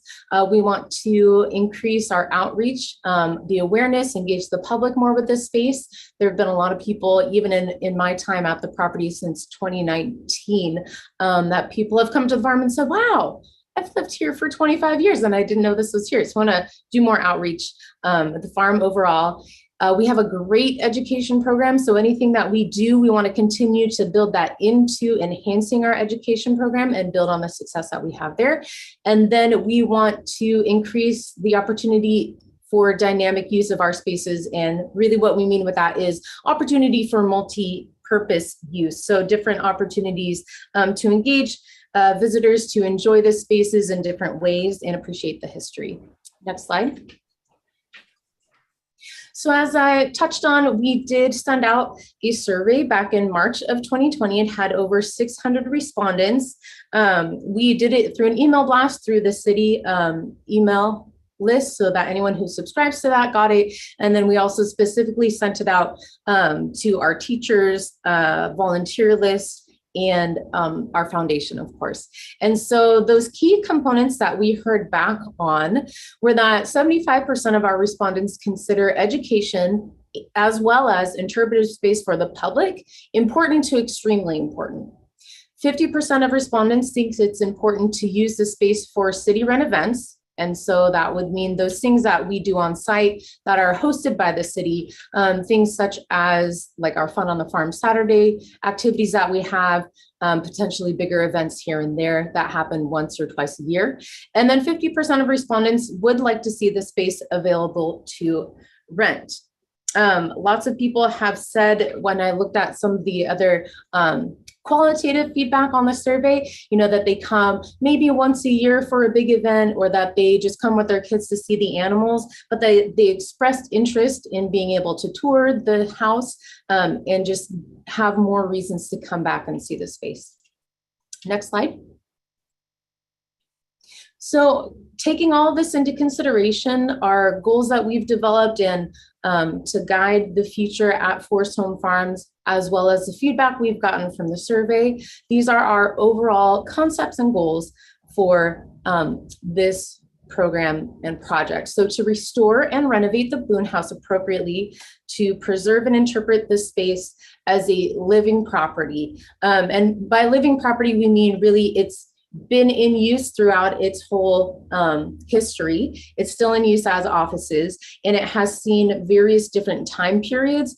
And so as we progress on, I'll talk a little bit more about interpreting the space through history, but that's what we're talking about with a living property. We want to enhance the educational program with more access to interpreted learning spaces, increase exhibit space for the general public, and to increase opportunity for that multi-purpose use of space. Next slide. So starting at the top, we're going to look at our first floor, the programs and exhibits. We want to restore and interpret the following spaces within the Boone House as the Boone House throughout history. And so, like I said, we have seen, the Boone House has seen many different uses over time. It has had different iterations of its various rooms and spaces, even going through a complete update, if you will, in the 50s to accommodate apartment spaces. And so rather than restoring it back to one time period, we want to take this opportunity to tell the story of the Boone House through history. Being adaptable was critical to survival and viability. And Travis and Ruth moved actually back to the property. It was built by Numa and Minnie Boone in 1900. Travis was their son, moved away to Hollywood, met his wife, but they actually, Travis and Ruth moved back during the Depression to help the family. And so it's really one of those critical pieces of the history of this property that we have an opportunity to tell here about how being adaptable was so important, about that's how you really survived. And that's part of the history of the San Ramon Valley, is being adaptable and coming up to challenges and meeting them, and then being able to survive and thrive. And so the next few slides will review various rooms and areas, and you'll see some of those different time periods that we were talking about. Next slide. So this first area of the house that we're looking at, this is technically the back side of the house. The previous slide was the front side of the house. But this structure in and of itself that you're looking at has wider panels and was actually believed to be built between the 1850s and the 1860s, and was an original structure still remaining on the property when the Boones moved into the property. And so it is believed to potentially have belonged to the Russell family. And it would be great. We would love to really do our best to interpret it back to that time period on the inside. It was really just one main cooking area, like potentially a kitchen, living room area, kind of a small family area, and then one tiny bedroom. And it's really such a small space, smaller than most of our offices, but we really want to take that opportunity to talk about historically homesteaders. You would come, you would build this tiny living space that you could, dwell in, that met your needs enough. But the really important thing was to come in, get settled, and then start building your barn, start building those bigger pieces of really your livelihood that sustained the whole property. So the dwelling unit was small. The community really came together to put the barns up. So we want to be able to tell that story starting there. Next slide. So there are different, like I said, apartment areas. I'm going to start with apartment B, because this is where more of our programming already happens. And this is actually the first room to your right when you walk in the door on this side of the property. And this was Travis's office. And we have his desk, we have stationery, ledger books, I think even time cards. And like I said, he and his wife moved back during the Depression to really help sustain the family business and the farm. And he actually was an inventor. I'm sure some of you at least already know about this. This is what we talk about in our third grade program. He had a lot of inventions around walnut harvesting, processing, the drying of them, and people from all over the valley, even up as far as Walnut Creek, came to have their walnuts dried, processed, and bagged, and then went and sold them. But it's really probably due to a lot of his ingenuity, his inventiveness, that he created business that helped to sustain this farm. So we also have his desk. I don't know if I already mentioned that, but just think it would be neat to be able to interpret this space really as his office in the time period of around when he would have come back in the, I would say, early 30s. Next slide. So this is then as you exit his office and walk down the hall. This is the 1950s kitchen. If you ever have time to come down to the farm, I really highly suggest it. I would love to show you around, because this is the best shot that I could get on a wide angle, but there's really a lot of 1850s ingenuity and wonder here. There's a dishwasher. You also have your washing machine inside of here. And this is currently where we do our prep for our education program. But it is just really a great example of the modern design of that age. And it really perfectly highlights that area and how it was used in the farm at that period of time. And so we really don't foresee really touching this except to clean it up a little bit, but no changes here. Next slide. Then as you move on from the 1950s kitchen, there is the 1900s dining room. That is the original mantle over the fireplace. And we do have this interpreted in a more formal setting for a nicer Sunday dinner. And again, this is one of those areas where we want to take the opportunity to just talk about how people lived at different stages in time throughout the development of this property. And so again, no really touching this here, just cleaning up baseboards, refinishing any wood that needs to be refinished. But overall, we really like and want to keep the look that it has right now. Next slide. So then as you pass through, there's actually an accordion door that you slide back. And as you pass through, you come into this nice, big, spacious living room. And this is really where we have the opportunity to do a lot more of what we kind of talked about, that dynamic use space, multi-purpose use space.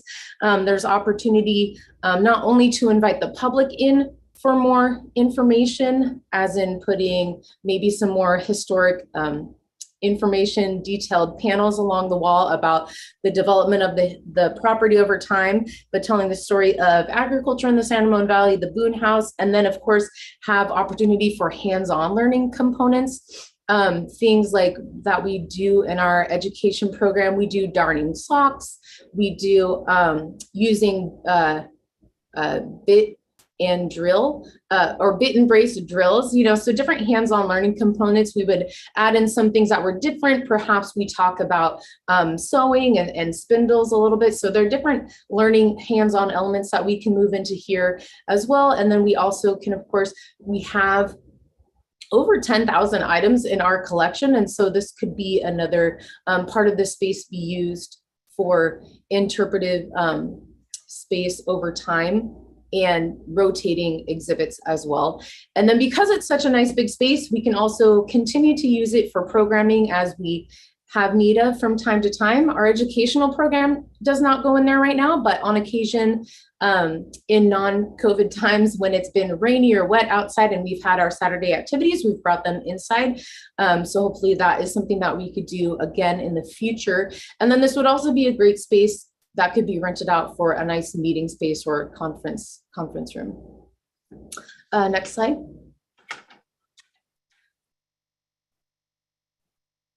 Oh, sorry, this one has a few click-throughs. So this was Ruth's bedroom. It is currently functioning as a foundation office space. One of the things that we were thinking with this area is that we do have some recordings of an interview with Ruth. And so we also currently have an app, it's called AutoCast, that you download on your phone and you can take it with you. And it is sensitive to the different areas that you're in. And so we thought, how neat would it be to be able to have that, decorated as kind of the 1930s or 40s, potentially even up to 50s bedroom set, very, very kind of sparsely with furniture, but then to have the audio come on as you get into that space and to hear Ruth talk about her memories of her history on the farm and coming back with Travis and her selling her fruits preserves out close to San Ramon Valley Boulevard, which used to just be a dirt path. So we thought that would be a neat way to interpret that space. Next slide. Now we're moving back to apartment A. That's actually currently where I am sitting right now. So that first picture that's a little bit higher up on your screen is the office space. And so it's my office space and then also our program specialist who oversees our education program. And then the table that you see with all of the boxes on it is our rotating supplies that we have for our education program and also for our Saturday programs. The picture in the bottom right is our volunteer check-in table, and you can see all of their name tags on the wall right there. And so currently that just operates as that space where people can come and check in for their shift. Also, the public often will come in and ask questions, and so we have our brochures and that sort of information there as well. But we can also potentially use that as additional teaching, hands-on learning space. It could become a dedicated docent training space and also has potential to host other meetings and continue to function as programmatic storage. Next slide.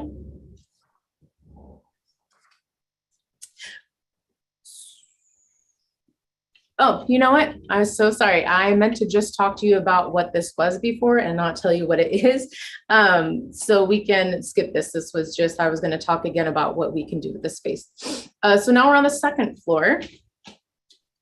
And apartment C is currently functioning as program storage, but it has the potential to host other office space. It can hold another staff person, continue to function as having that storage available for our programmatic supplies and those bigger event items that we only pull out once a year or so.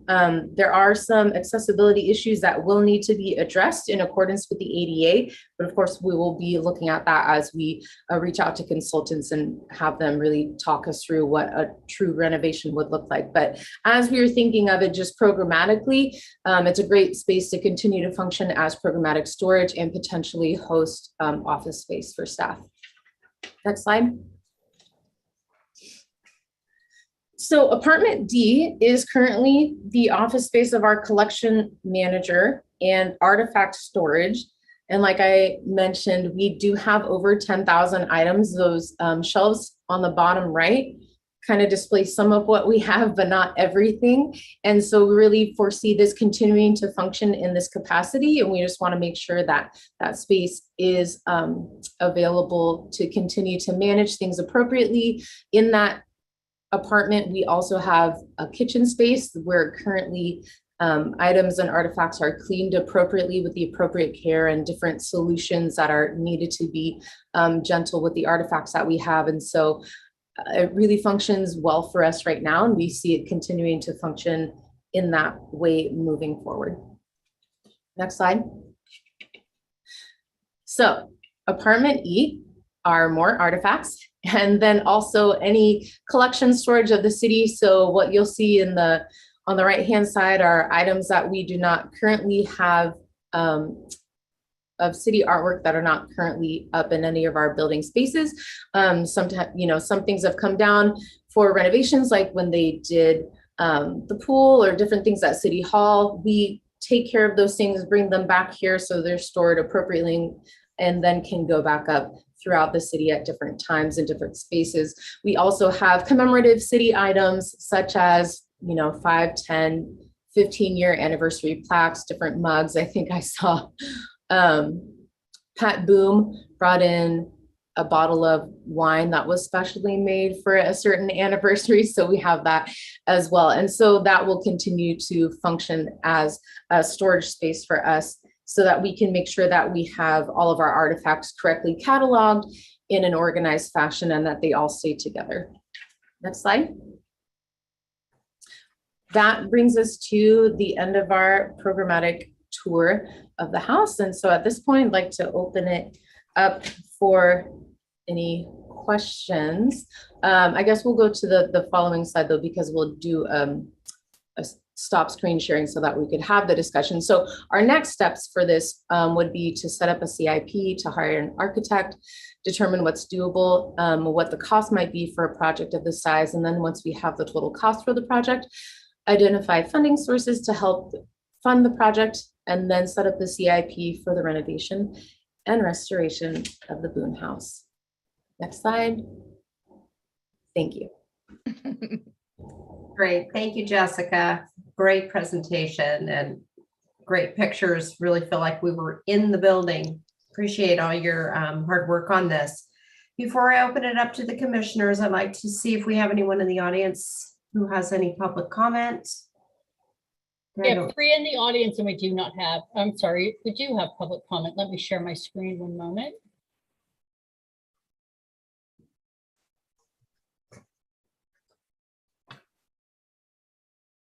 Caller, you're able to talk. Hi, can you hear me? Yes, we can. Okay, so thank you for the presentation. I just want to disclose that I watched it on my iPhone at the same time, listening to you guys. So I don't know if I did see everything, but I think I did. And it's the first time I've actually have any visual of this particular place. I have heard about the place before, but never, much visual were presented in the past. So I really appreciate this presentation. I must share with you though, I was a little bit surprised at how modern the interior of this place is. So I just want to share with you a couple of my comments as a public who, would love to enjoy and learn about this place. But right now, I think this is a little bit confusing to me because, first of all, the Boone family, I read up on the website, they came to our area back in the 1800s, if I'm not mistaken. So that's an extremely prosperous, historical time of American history. So I have a little bit of interior design background. I was hoping that we could perhaps tackle this area with like an architectural design, furniture, design type of museum, because in Damdale, Blackhawk, we have an auto museum. Wouldn't that be great if somebody is traveling in our area, they hit the auto museum and then hit up our area, where they can enjoy American, Chippendale furniture, architecture, or the rights, design, of the era that maybe is influenced like Santa Barbara, a little bit like that. But I'm not sure if this interior is made for that. So then it sounds like we're going to fix it up so then it becomes like a rental for events and stuff, which I think would be greatly appreciated, because I know my neighbors, I live in an HOA that doesn't have a clubhouse, and my neighbor is very diverse, and there are a lot of holidays and celebrations that honestly HOA that has deficient parking spaces really cannot accommodate. So then if this place is fixed up for that purpose, I'm sure that there will be, lots of demands, and we can generate a lot of, income that way in terms of tax revenue. But I don't know how that would tie in with, the historical aspect of the house. So then I was thinking then the artifacts comes into play. Then in your restoration of this place, please make sure you show the architects and have a very, clear direction on how you can incorporate the artifacts into the house, maybe on the walls, into the ceiling, different elements, little surprises here and there. Thank you very much for your public comment and your feedback. Unfortunately, our time is up, so we'll need to move on to more commissioner discussion. Thank you.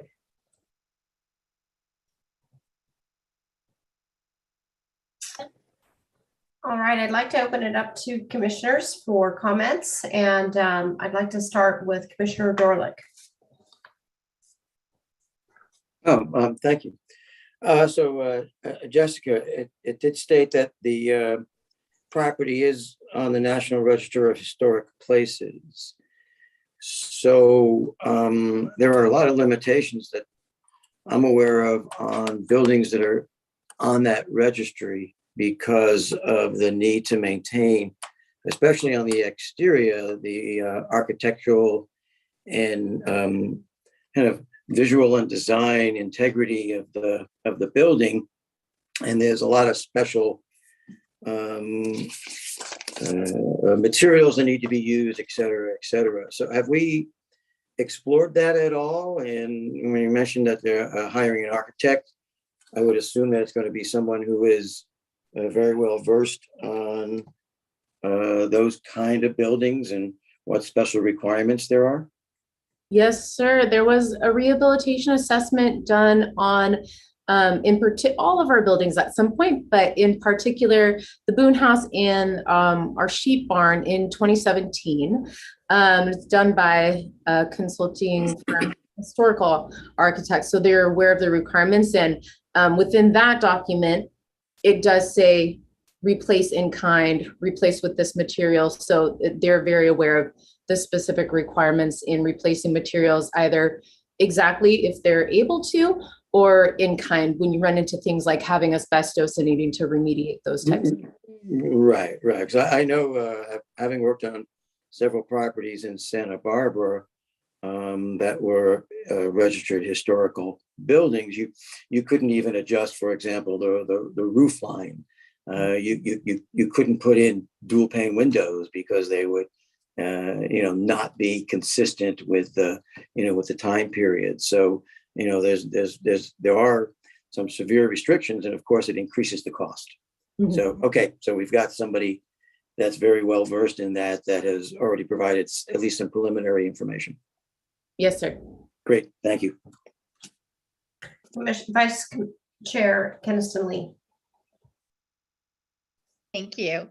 So a quick question. So Jessica, there's that room upstairs. I don't know which room it's designated as, that has all the gift shop, the foundation gift shop stock. Is where are you going to stock all that stuff or put that stuff? Well, we will continue to have plenty of space in this house. Not decreasing any of that space. So sorry, I did not specifically mention that, but yeah, the historic foundation will continue to have the space that they need, and as well as our programmatic supplies. Yeah. Great. I just want to make sure you were factoring it in. That's great. So really great presentation. I always love how you're so informative and you're so genuine with your presentation. Like you're coming from a place of knowledge and a place of real passion for the project. So I love that. I'm excited that we're looking at better utilizing a space that probably has been underutilized. And I love that we, are looking for ways to better preserve our history and educate folks about our history. So this is a great thing. I guess my only two comments would be, one is I love the approach to celebrating different periods in history, because frankly, even though the house was, the first part of the house was inhabited back in the 1850s, we know it's kind of come up through the ages and evolved through the ages. And I think it's brilliant that we take that opportunity to reflect that evolution over time. So I love the idea of different rooms reflecting different periods of time. I think that's a really great idea. The other thing is, I'm really excited about utilizing Ruth's bedroom. And I almost would rather, I don't think back in the day they'd have had all that much stuff, the amount of stuff that we have now, but it's a perfect opportunity to really showcase bedroom furnishings of the time. And also I would suggest that maybe we take a look at how we could use that room to talk about fashions of the era. So maybe we could have one wall where we show, fashions at the Boone House over time or something. That would be sort of certainly an appropriate use of a bedroom space. But I'm really excited. I think this is super neat. The technical term, super neat. And we appreciate all your efforts to help us celebrate, history in San Ramon. So thank you. Thank you. Commissioner Ellicott-Pesic. I just want to add my appreciation for the presentation and for the thoughtfulness again in reflecting the history of San Ramon, and particularly giving opportunities for our school children to participate in it. All three of my kids have visited Forest Home Farms and the facilities there. They have made butter, they've made jam, they've darned socks, they've used Drummels and all kinds of things. And I think having that location, which does have a range and span of history, that we can really take advantage of the opportunity, I apologize for the big dinging, to reflect and share. And I don't know that, like, on its face, when I look at the facility, I immediately think history and a particular era.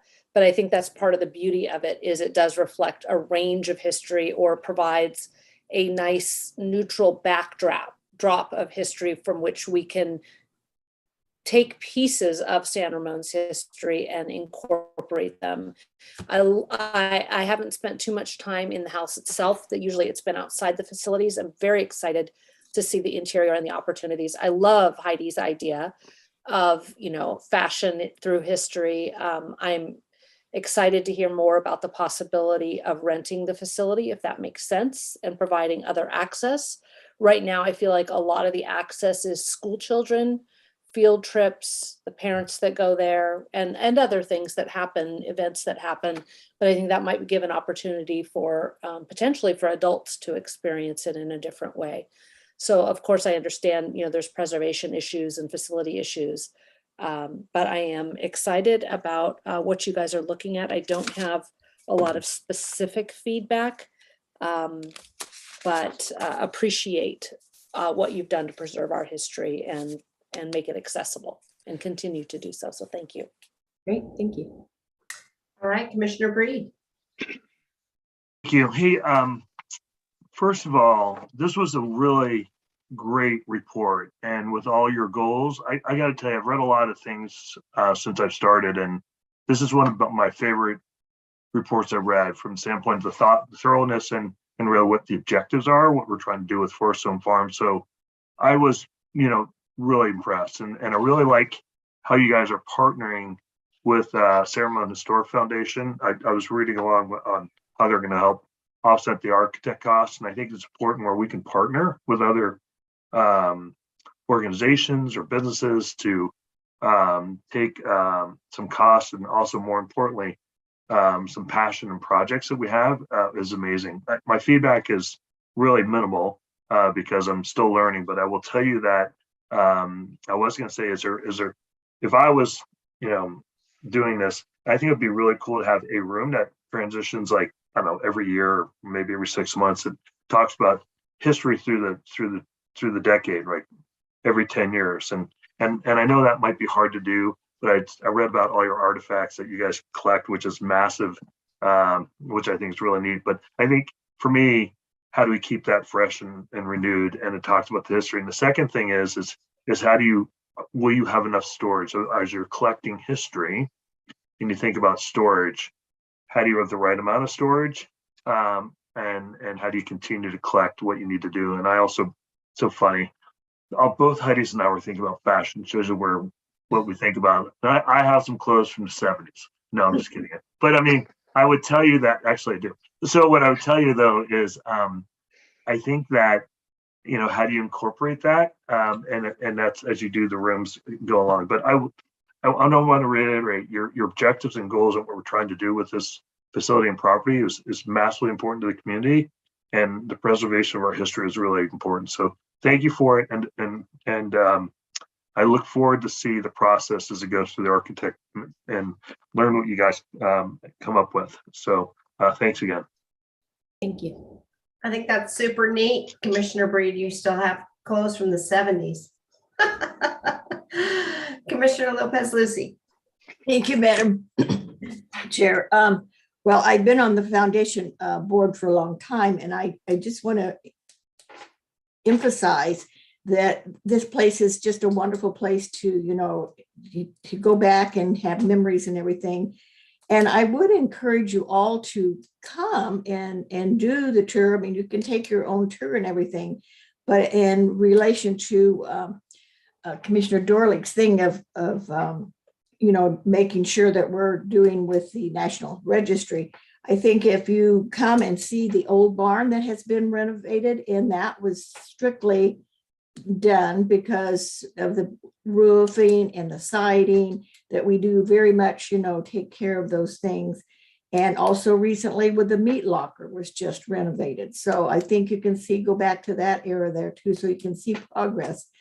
And also in fashions, if you would take a tour of the glass house, I think you can see how we have innovated fashions in there with the bedrooms and all those areas. And I think it's a wonderful education, and it's why we all love it. And I think Jessica's done an outstanding job. Again, she's presented this to the foundation, and so we've kind of had a preview of all of this. But I just like to remind you and encourage you to come over and visit us, because it's really exciting to be there. And also in the future, the foundation, now all their fundraising is going towards the renovation of the Boone House. So we have committed to help with the architectural to come in and do it, but then all the monies that we will be raising. So I'll just put a plug in right now, visit the sheep shearing because all the monies will go towards the Boone House renovation. So thank you again. Mhm. And thank you, Commissioner Lopez Lucy. I also serve on the Historic Foundation board and have heard the presentation before too. So I'm excited about getting this space fixed up. And I think my question is about the CIP and hiring the architect, just making sure that we really take maybe divide the proposal up into various slices, structurally, ADA, all the different pieces that are going to be a part of renovating this historic property. It's going to take a lot. So I think it might behoove us, which you guys have probably already thought about, but making sure that we can kind of see it parceled out into the various different things that will need to be done. So. Yeah, I think that's a great recommendation. And I think that, this was kind of phase, I don't want to say one, because we've been working on this for quite a while, but this at least gets us started down that road of having those discussions of what we can and what we can't do. And then that'll give us a better idea of how to parcel out this project, right? Do we tackle it all at once? Do we do it in segments like you're talking about? And we'll definitely be coming back to the commission once we have a better idea of all of that. But this kind of gives us, okay, this is what we want to do with the property, or at least with this facility on the property. And how do we accomplish that, through the renovation? So that'll be really helpful. And I really have to thank, I get to be the liaison with the Historic Foundation, and they are really helping us with this. They've been amazing to work with on all of our projects at the farm and are really helping push this one through. So I cannot thank the Historic Foundation enough for all their support with this, with all of our projects, but especially this one, because it is going to be the biggest one of them all. Mm-hmm. Great.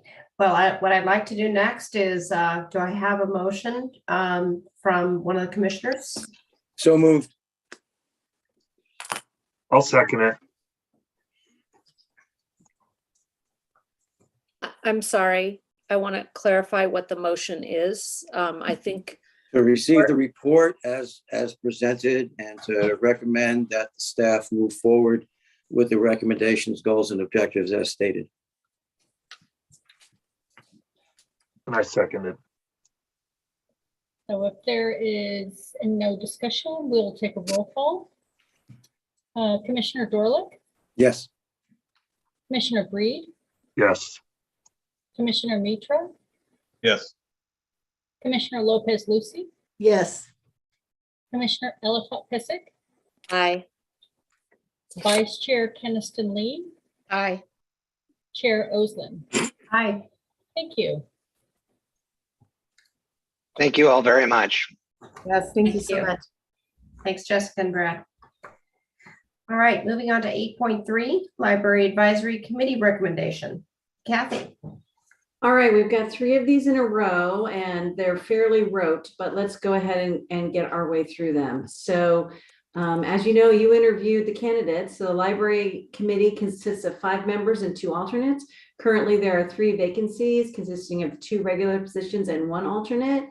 The city clerk announced the vacancies, notices were placed, city website and city facilities. 2 applications were received and the candidates were interviewed by the subcommittee. The subcommittee recommends Cindy Alpert and Richard Whitlock serve as regular members on the Library Advisory Committee with terms to expire in March of 2024. So move to accept the recommendation and move them on to City Council for final approval. Second. Great, let's take roll call. Commissioner Dorlick, Yes. Commissioner Breed, Aye. Commissioner Mitra, Yes. Commissioner Lopez Lucy, Aye. Commissioner Ellicott Pissick, Aye. Vice Chair Keniston Lee, Abstain. Chair Oslin. Aye. Thank you. All right, 8.4, Senior Citizen Advisory Committee recommendations. Beautiful. The Senior Citizen Advisory Committee consists of 7 members and alternates. Currently, there are 4 vacancies consisting of 2 regular members and 1 alternate. We announced the vacancies and advertised them. 4 applications were received and interviewed by a subcommittee of this commission. The subcommittee recommends the appointment of Joan Ernst, Wayne Mortensen, and Richard Adlers to serve as regular members, and Velda Leachik to serve as alternate number 1 on the Senior Citizen Advisory Committee with terms to expire in March of 2024. So move to accept the recommendation of the committee and move them on to the city council for final approval. Second. Great. Roll call. Commissioner Dorlick, Yes. Commissioner Breed, Aye. Commissioner Mitra, Aye. Commissioner Lopez Lucy, Aye. Commissioner Ellicott Pesic, Vice Chair Keniston Lee, Aye. Chair Oslin. Aye. Thank you. And moving on to item 8.5, Arts Advisory Committee recommendations. And the last one, and before I do this one, I just want to say thank you to all of the commissioners who assisted with this interview process. It takes a bit of time but it's really appreciated both by staff and I know the city council. The Arts Advisory Committee consists of 7 members and 2 alternates. Currently, there are 4 vacancies consisting of 3 regular members and 1 alternate. The city clerk announced the vacancies and we advertised the position.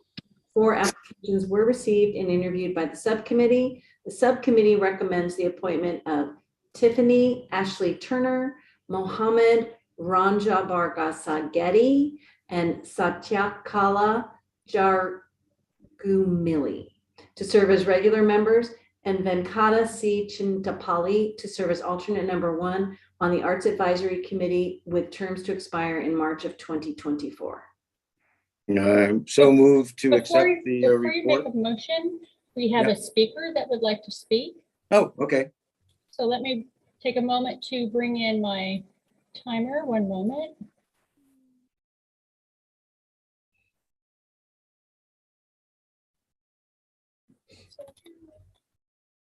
We have 3 minutes. Speaker, you're allowed to talk.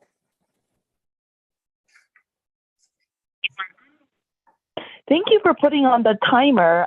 Usually if I'm almost time, if you let me know, I usually will respect your time and wrap myself up. I don't appreciate to be just like abruptly hung up. That's really kind of rude last time, and it made me feel like disrespected.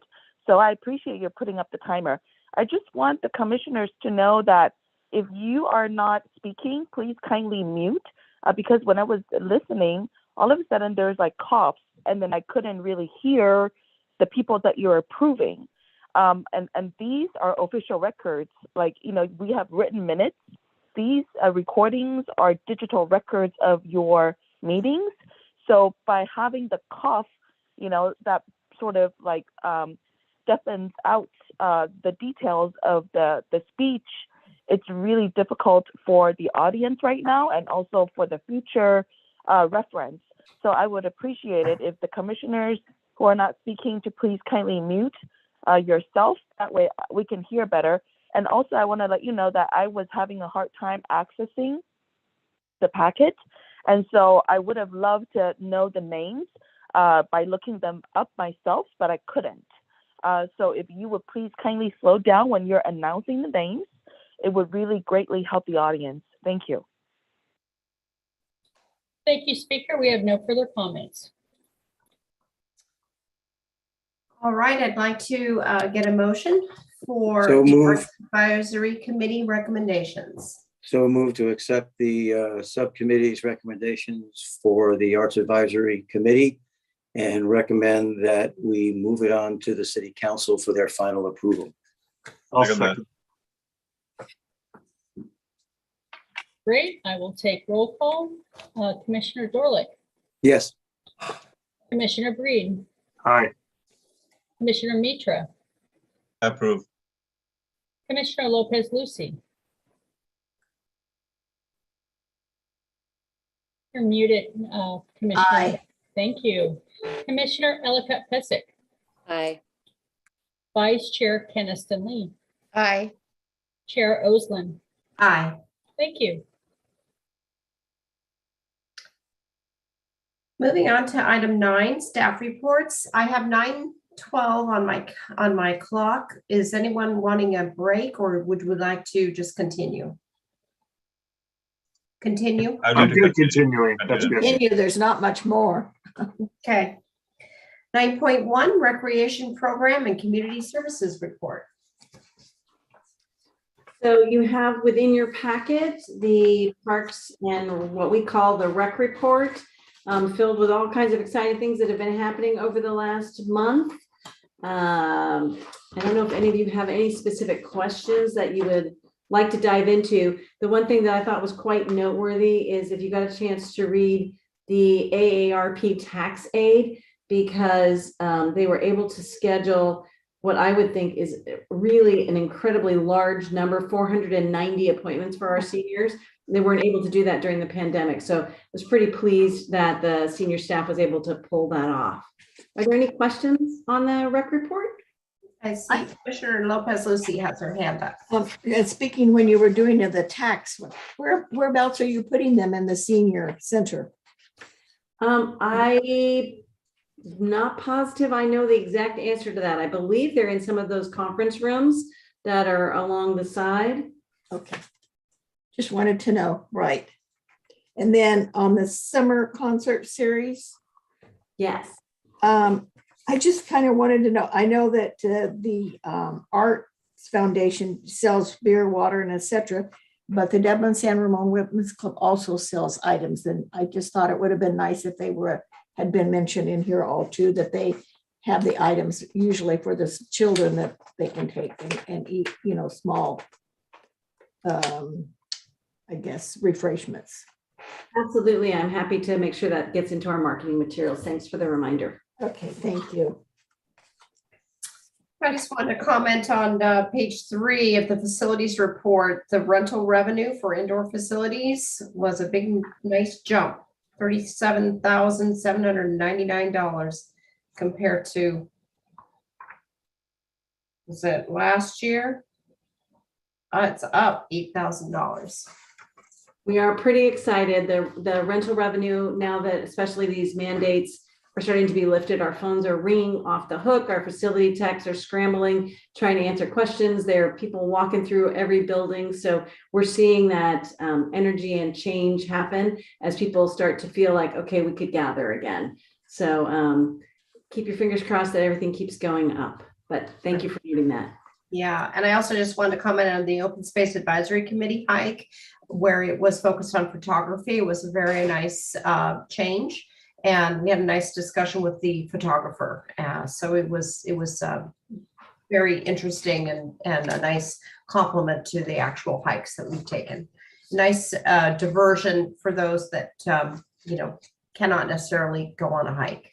They could participate in this, and I also like seeing the pickleball on the open gym schedule too. All right. Before we go on to 9.2, we have public comment. I'd like to keep going. We normally don't have public comment for staff reports. Is that correct, Kathy? We have been accommodating our speaker, and we've been asked to accommodate if possible. So Okay, well then I'll open it up to public comment. Thank you. One moment, let me bring up my screen.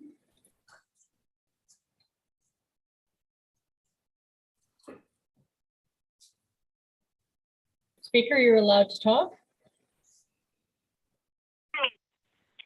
Thank you for allowing me to speak on 9.2. It is an agenda item. So per Brown's Act, the public has the right to address input on any agenda item. I don't think it is the pleasure of the commissioners to deny me or to accept me. So, thank you, clerk, for you following the rule. I just want to share with you that I was in the Seniors Advisories Committee, and I had concerns about the survey that the city is putting out to our seniors. I felt it was very invasive. I'm not sure what the senior advisory is trying to help our seniors, but I certainly felt that we were trying to gather data, almost like trying to fleece the senior to some extent, because those data are now very valuable because we're in a digitalized lifestyle, and it includes about the race, where they live, their phone number, and their preferences. It is so invasive. I really would recommend that the city to please not treat our seniors like they are, consumers to be fleeced, but be more informative. Like we're actually offering them information, to say where they could maybe enjoy an activity or, participate in a exhibit or do something, volunteer, more like an invitational instead of a invasive type of interaction with our senior. That's my reaction, and I rarely participate in that committee meeting. So I just wanted to share with you my feelings and my perspective as a public participant. Thank you. Thank you for your feedback. We have no other comment. Thank you. 9.2, maintenance and operations report. Wonderful. So in your packet, you have the maintenance and operations report. Don't believe we have anyone right now from Public Works, but I can do my best to answer any questions you might have on the report. Commissioner Breed. Hey, Kathy, quick question. So now that I'm on the Parks Commission, I get like all my friends send me like emails. Hey, did you? So one of my buddies sent me like a Facebook post that when we close a field for the grass to grow, I think from November to March, because we have amazing fields. But what does the public understand what they can not do and do on the field? Like, can they walk across it? Can they throw a frisbee with a dog? They sent me a bunch of questions. Like I had no idea. So what can they not do and do as when we close a field like that? Yeah, when we close the field, really, we don't want anybody on it. Do people walk on them anyway? Because it's almost impossible to cover the whole thing in caution tape and it would be ugly anyway. Sure, people do walk across it, but really we want to close the field because they're reseeding and they're dethatching and doing all these things to make the grass grow. So somebody walking across it is probably not going to be a problem, but somebody that then goes and plays a pickup soccer game or a pickup cricket game or, a lot of trampling, then it squishes those little baby grass and all of that. So when the field's closed, the field's closed, but there are lots of grass areas that are not fields in San Ramon. So those are only the sport fields. We have meadows and big grassy areas and lots of parks that are not closed during that time. So there are plenty of places to play still. Okay, and I think that's helpful. Maybe we put, hey, this is closed, but here's another option for you on the side. I mean, I know that's a lot, but once again, it's like two people. So, but it's just, I'm like, I got nothing. I mean, I knew why we closed it, but not with alternatives. So that was just some feedback I got. Thank you. Mm-hmm. Commissioner Lopez-Luzzi. I have a question on the bocce ball court renovations. You named the three parks that we have them in. And did the senior center one get renovated also? We didn't mention that. So I was just wondering if that's under a different part that they will do that. I don't believe so, because I think they would have been specific if they had gotten to that one on this go round. So I have to assume that's going to show up in a future record, possibly. Just wanting to know. Commissioner Mitra. Hey, Kathy, actually going back to the last sections, I just want to let you know that I'm very excited about the new farmers market that's coming in.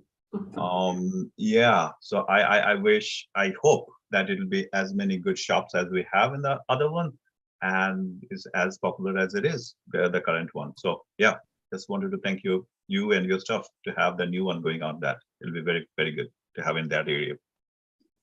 I wish Brad was still on here because he's been the person who has really worked that and gotten that to go. And we are very excited, and the vendor is going to be bringing in activities and different things for families. So we're hoping that will be a major revitalization out there. So thank you. Yeah, good.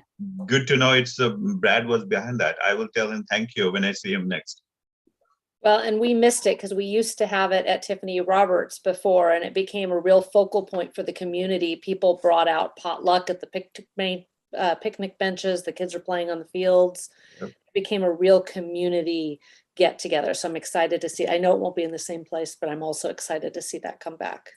And also having a second alternative. It's a good thing. Sometimes we miss the one that we have, only one that we have. So having a second alternative is a good one. Yeah. I think so, and I believe it'll be nice that we have two separate vendors, so there'll be different vendors at both markets, and so it'll make it a kind of a fresh experience depending on which one you go to. Cool. Thank you. All right, item 10, update on the city council reports. Vice Chair Keniston Lee. Thank you. Okay, I'm going to try and get through this quickly so we can get out of here, but on February 17th, City Council held a special meeting. They held public hearing number 3 regarding the redistricting process. If you have not visited the city website and the redistricting page, it is chock full of everything you want to know, including the 5 draft maps that they came up with after the first 2 public hearings. As a point of reference, there's seemed to be considerable support for the green map with some minor tweaks, but it is still a process in motion. There was a regular city council meeting on February 22nd, issuing a proclamation declaring February 2022 as Black History Month. The city council authorized the mayor to execute an agreement for construction of the Crow Canyon widening project from Alcosta Boulevard to St. George Road. The expected start date would be around spring of 2022 and completion anticipated end of summer 2023. There was introduction of an ordinance and hearing held to shortening the redistricting process. I don't want to get into the weeds on this one, but basically the gist of it is by allowing for redistricting by resolution as opposed to ordinance, then it streamlines the process a bit and makes it a little bit quicker and allows us to meet the April 17th deadline, which is when we have to have our redistricting completed. That's enough on that one. Again, you guys can always look at the meetings if you want to get really deep into it. The San Ramon Police Department gave their annual report. I did want to mention a couple of exciting things. 2020, actually, this was for 2021, but as a point of reference, 2020 had the lowest crime rate in the city's history since '83. In 2021, there was a 10% increase in what they call Part 1 crimes. So those are things like larceny and theft, motor vehicle thefts. There was a reduction in residential burglaries. Violent crimes were slightly down. Arrests were generally up, and the calls for service were slightly down. But interestingly, 99.7% of all calls are answered within 15 seconds, which is awesome. So I think that's really important to realize that one of the reasons we have such a safe, wonderful city is the police department is, doing their thing. Interestingly, the chief reported that City Center has not been found to be overly burdensome to the department. I know there were folks that were, wondering how that might impact things. The public safety complex is anticipated to be done by, I believe, by the end of 2022. Kathy's always, you're going to correct me if I ever say something that doesn't mesh with you. I do have an idea just for a future agenda item. I think it would be nice to have an agenda item where we talk about how our police department intersects with parks, maybe police activity at parks and sort of where those worlds interact. Just wanted to plant that seed with Kathy on that one. And then last night was a whopping 4-hour, 20-minute city council meeting. And so they issued a proclamation declaring March 2022 as American Red Cross Month.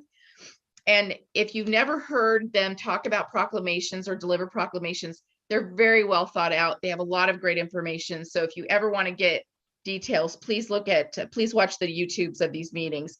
They also issued a proclamation declaring March 2022 as Prescription Drug Abuse Awareness Month, important issue.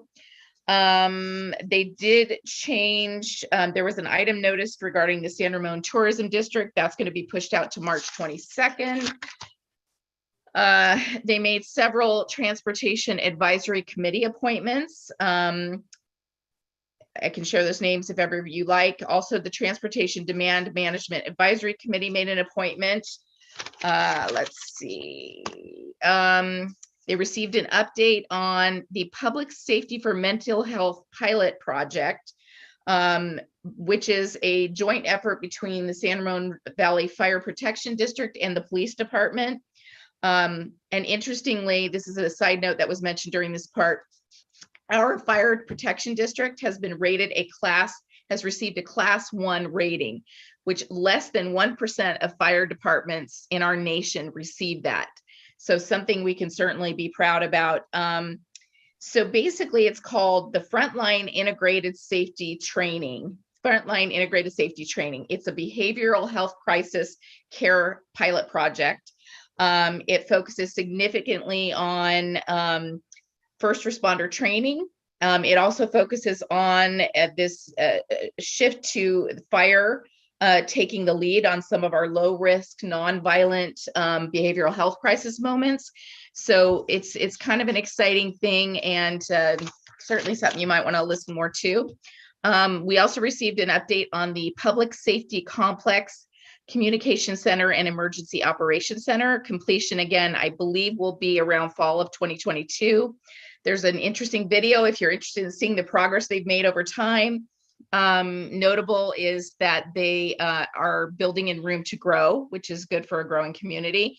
And at this time, they are under budget, which given supply chain issues and all the things we're dealing with, that's not too shabby. Let's see here. It was a long meeting, guys, bear with me. They did discuss the returning to in-person city council legislative, in-person meetings for city council and other legislative bodies. I guess the one thing I will mention is that they did want the individual commissions to make their own decision. However, the city council will be returning on April 12th themselves. And Kathy, I believe it's the public and presenter portion of it that may be a hybrid approach. Is that not correct? Yeah, I believe that the public will still be able to call in and access from home. However, the council themselves will be in the building, or they will have to do the full noticing as they had done with the Brown Act in the past. One of the reasons why they're choosing this date, it allows them about 5 weeks to deal with some upgrades in lighting and electronics, some seating spacing and things of that nature. But there's certainly some legislative items that impact this. Currently, we have this sort of emergency legislation that allows us to do some of this stuff. But if you go back to the pure Brown Act, that changes the game.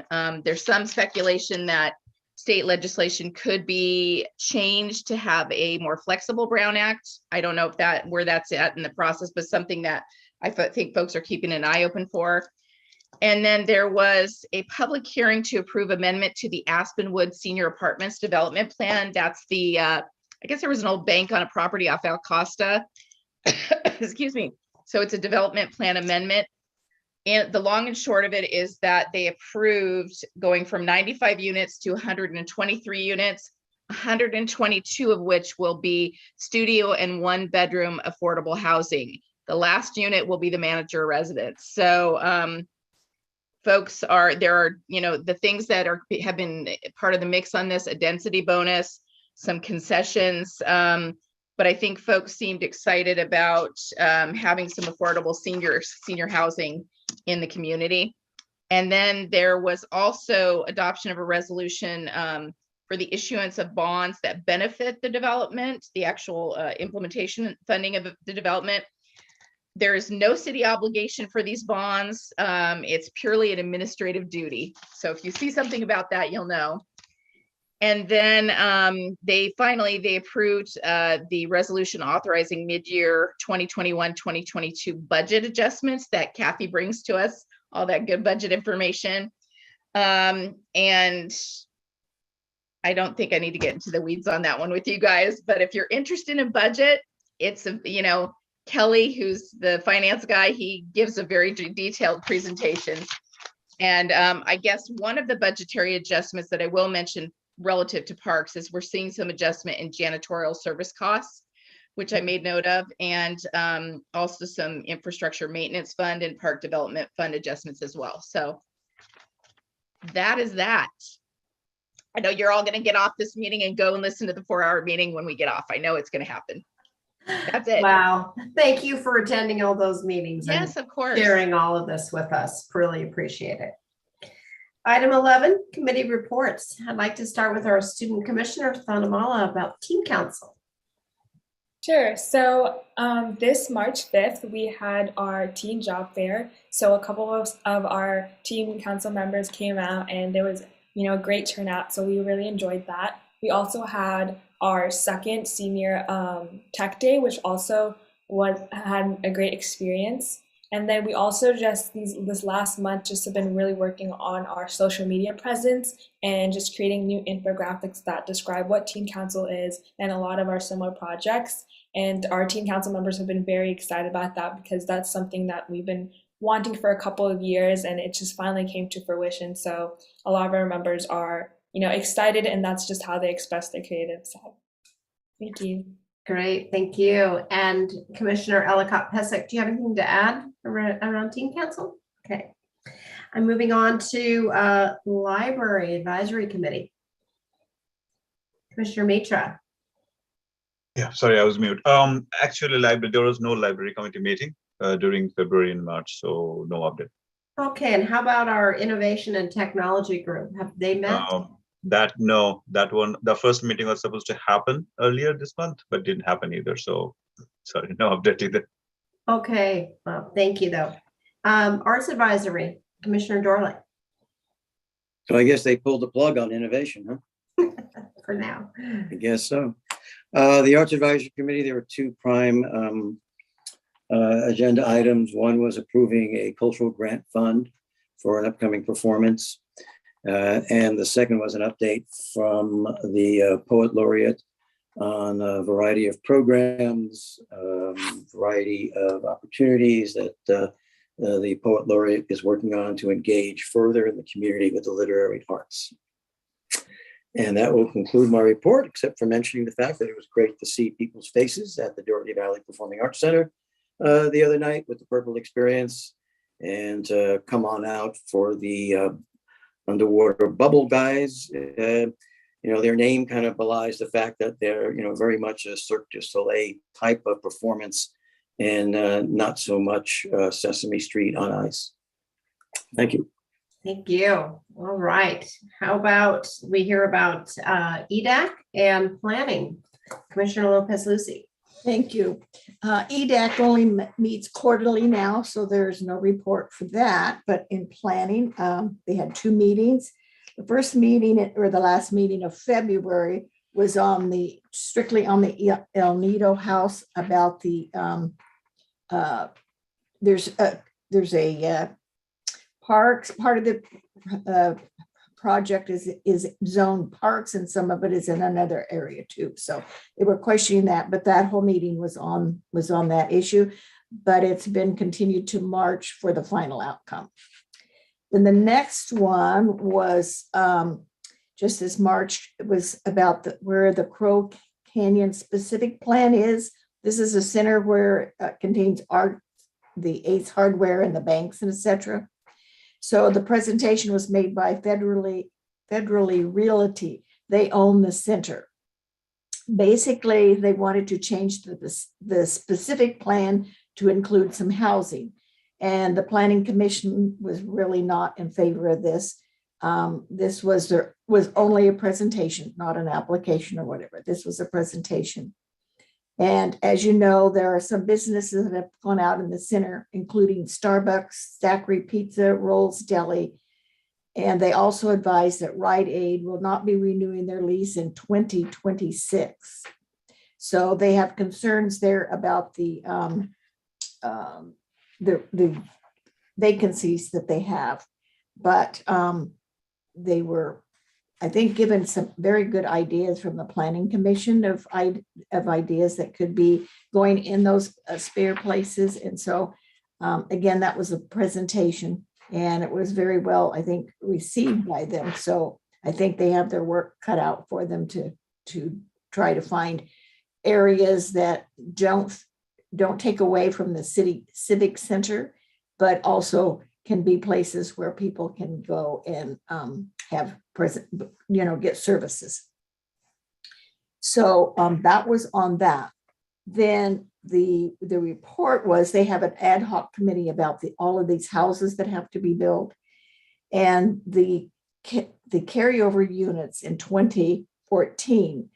There are 39 different parcels and will be potential in number 6 cycle. This is the cycle that's coming up that we have to allocate 5,000 in some houses. But in cycle 6, there are 1,416 affordable housing authorized by HED. The density of units left over in that area is 1,128. And most of the cycle 6 will come from Bishop Ranch, potentially. So all in all, the proposed housing is 7,508 versus Rena's 5,011. So we think that that's pretty good, that we're going to be meeting our goal. The problem is how to meet it, because it takes time to get permits pulled, and also with the cost now of building and etc. But I think that we're approaching what we're responsible for in our city, which we can be very proud of, I think. There will be a special meeting on March 15th to discuss in more details to get the facts and figures now, so that planning will be prepared with current and correct information before they meet jointly with the city council at the end of the March to accept these things officially. The official numbers, etc., need to be the proper authorities regarding the facts and figures of housing to date. So that was not 4 hours, but it was sort of long, but it was very interesting. And I think it's good information to pass along to know that our city is meeting our goals. And I would just like to point out that when we had the teen job fair, and I think it was very, very successful, that we had 340 students take part in it. And so it was a busy day. We ran out of soda, we ran out of pizza, and we only had water left. So thank you. It's a good thing you had water left. That's good. We have 2 committees left. We have the Senior Advisory Committee, and Commissioner Breed was able to attend that meeting this week. Do you have a quick report to share with the group? Yeah, but I didn't know that if it was my role or your role. I apologize. So I can do it if you'd like. No, I mean, I will put you on the tell spot. you that I was so impressed with that committee. But on the big thing is they talked about the tax service that Kathy touched on earlier, and the number and how quickly the number of seniors signed up for that service, and how they're trying to accommodate that in a safe way, which I was super impressed with. They also talked about, and this, Julia, is what I need your help with, but they talked about, Steve talked about the needs of they're doing an assessment, and they're not really sure exact scope. I was trying to learn more about it, but they're doing an assessment, and he's trying to enroll more of the seniors to help with that assessment that he's working on. So those were the 2 highlights I took out, and Julia had to help me out a little bit more, because was not taking the copious notes because I didn't have to report back. No, and I apologize for putting you on the spot. No, that's all right. I was paying attention. That was great, though. Distribution of the senior needs assessment was part of the topic, and how it was going to roll out. They're also asking some of the senior advisory committee members to be present at the Alcosta Senior Center to help facilitate the surveys as well. So I received an email today that they're out, and so that's happening. And then we also received a report from Steve Cox on the senior programs attendance update. So things are starting to increase the numbers. More people are coming, more people are coming for the meals, and so things are starting to move, and the center is open. And then to bring us home, the Open Space Advisory Committee met on February 14th. So we have another meeting coming up this this coming Monday.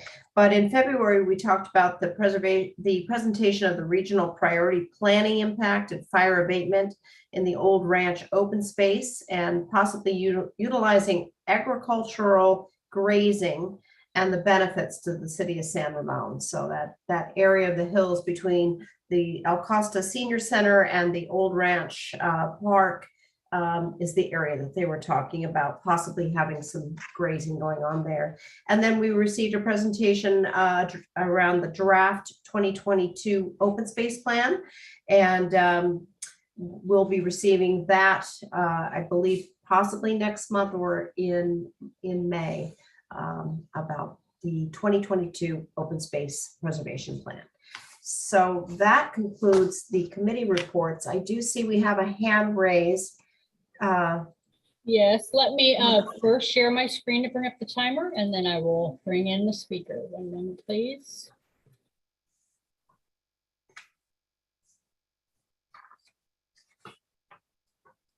Speaker, you're allowed to talk. Sorry, it took a long time to unmute me. Can you hear me? Yes, we can. Okay, I have a question. When I was at the Finance Committee, there were 4 charges for drones, and they were all different values.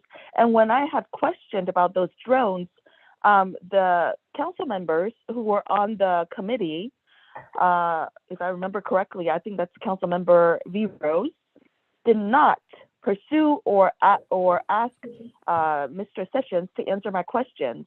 And then, one of you commissioners just mentioned, we're giving up on innovation. But then if that's the case, why do we buy 4 drones that we don't really know which department owns it? And as a resident, I'm wondering, perhaps you own it because you're Park and Rec. And I'm wondering if one of you, during your recreational time, is operating the drones and spying me out. I'm wondering what kind of rights do I have living in the city. Now there are 4 drones out there. I don't even know which department owns it, and the council members won't answer my questions. And the Finance Committee is so secretive. I really feel uncomfortable about this. So I was wondering if you guys can answer my question. Do you own those drones or you don't? Thank you. Thank you, Speaker. And that we have no more public comment. Moving on to item 12, commission member items. Does anyone have anything that they would like to share with the commissioners? Not seeing any hands raised. Item 13, adjournment. Thank you all for your participation. Have a great rest of your evening, and the meeting is adjourned at 9:44.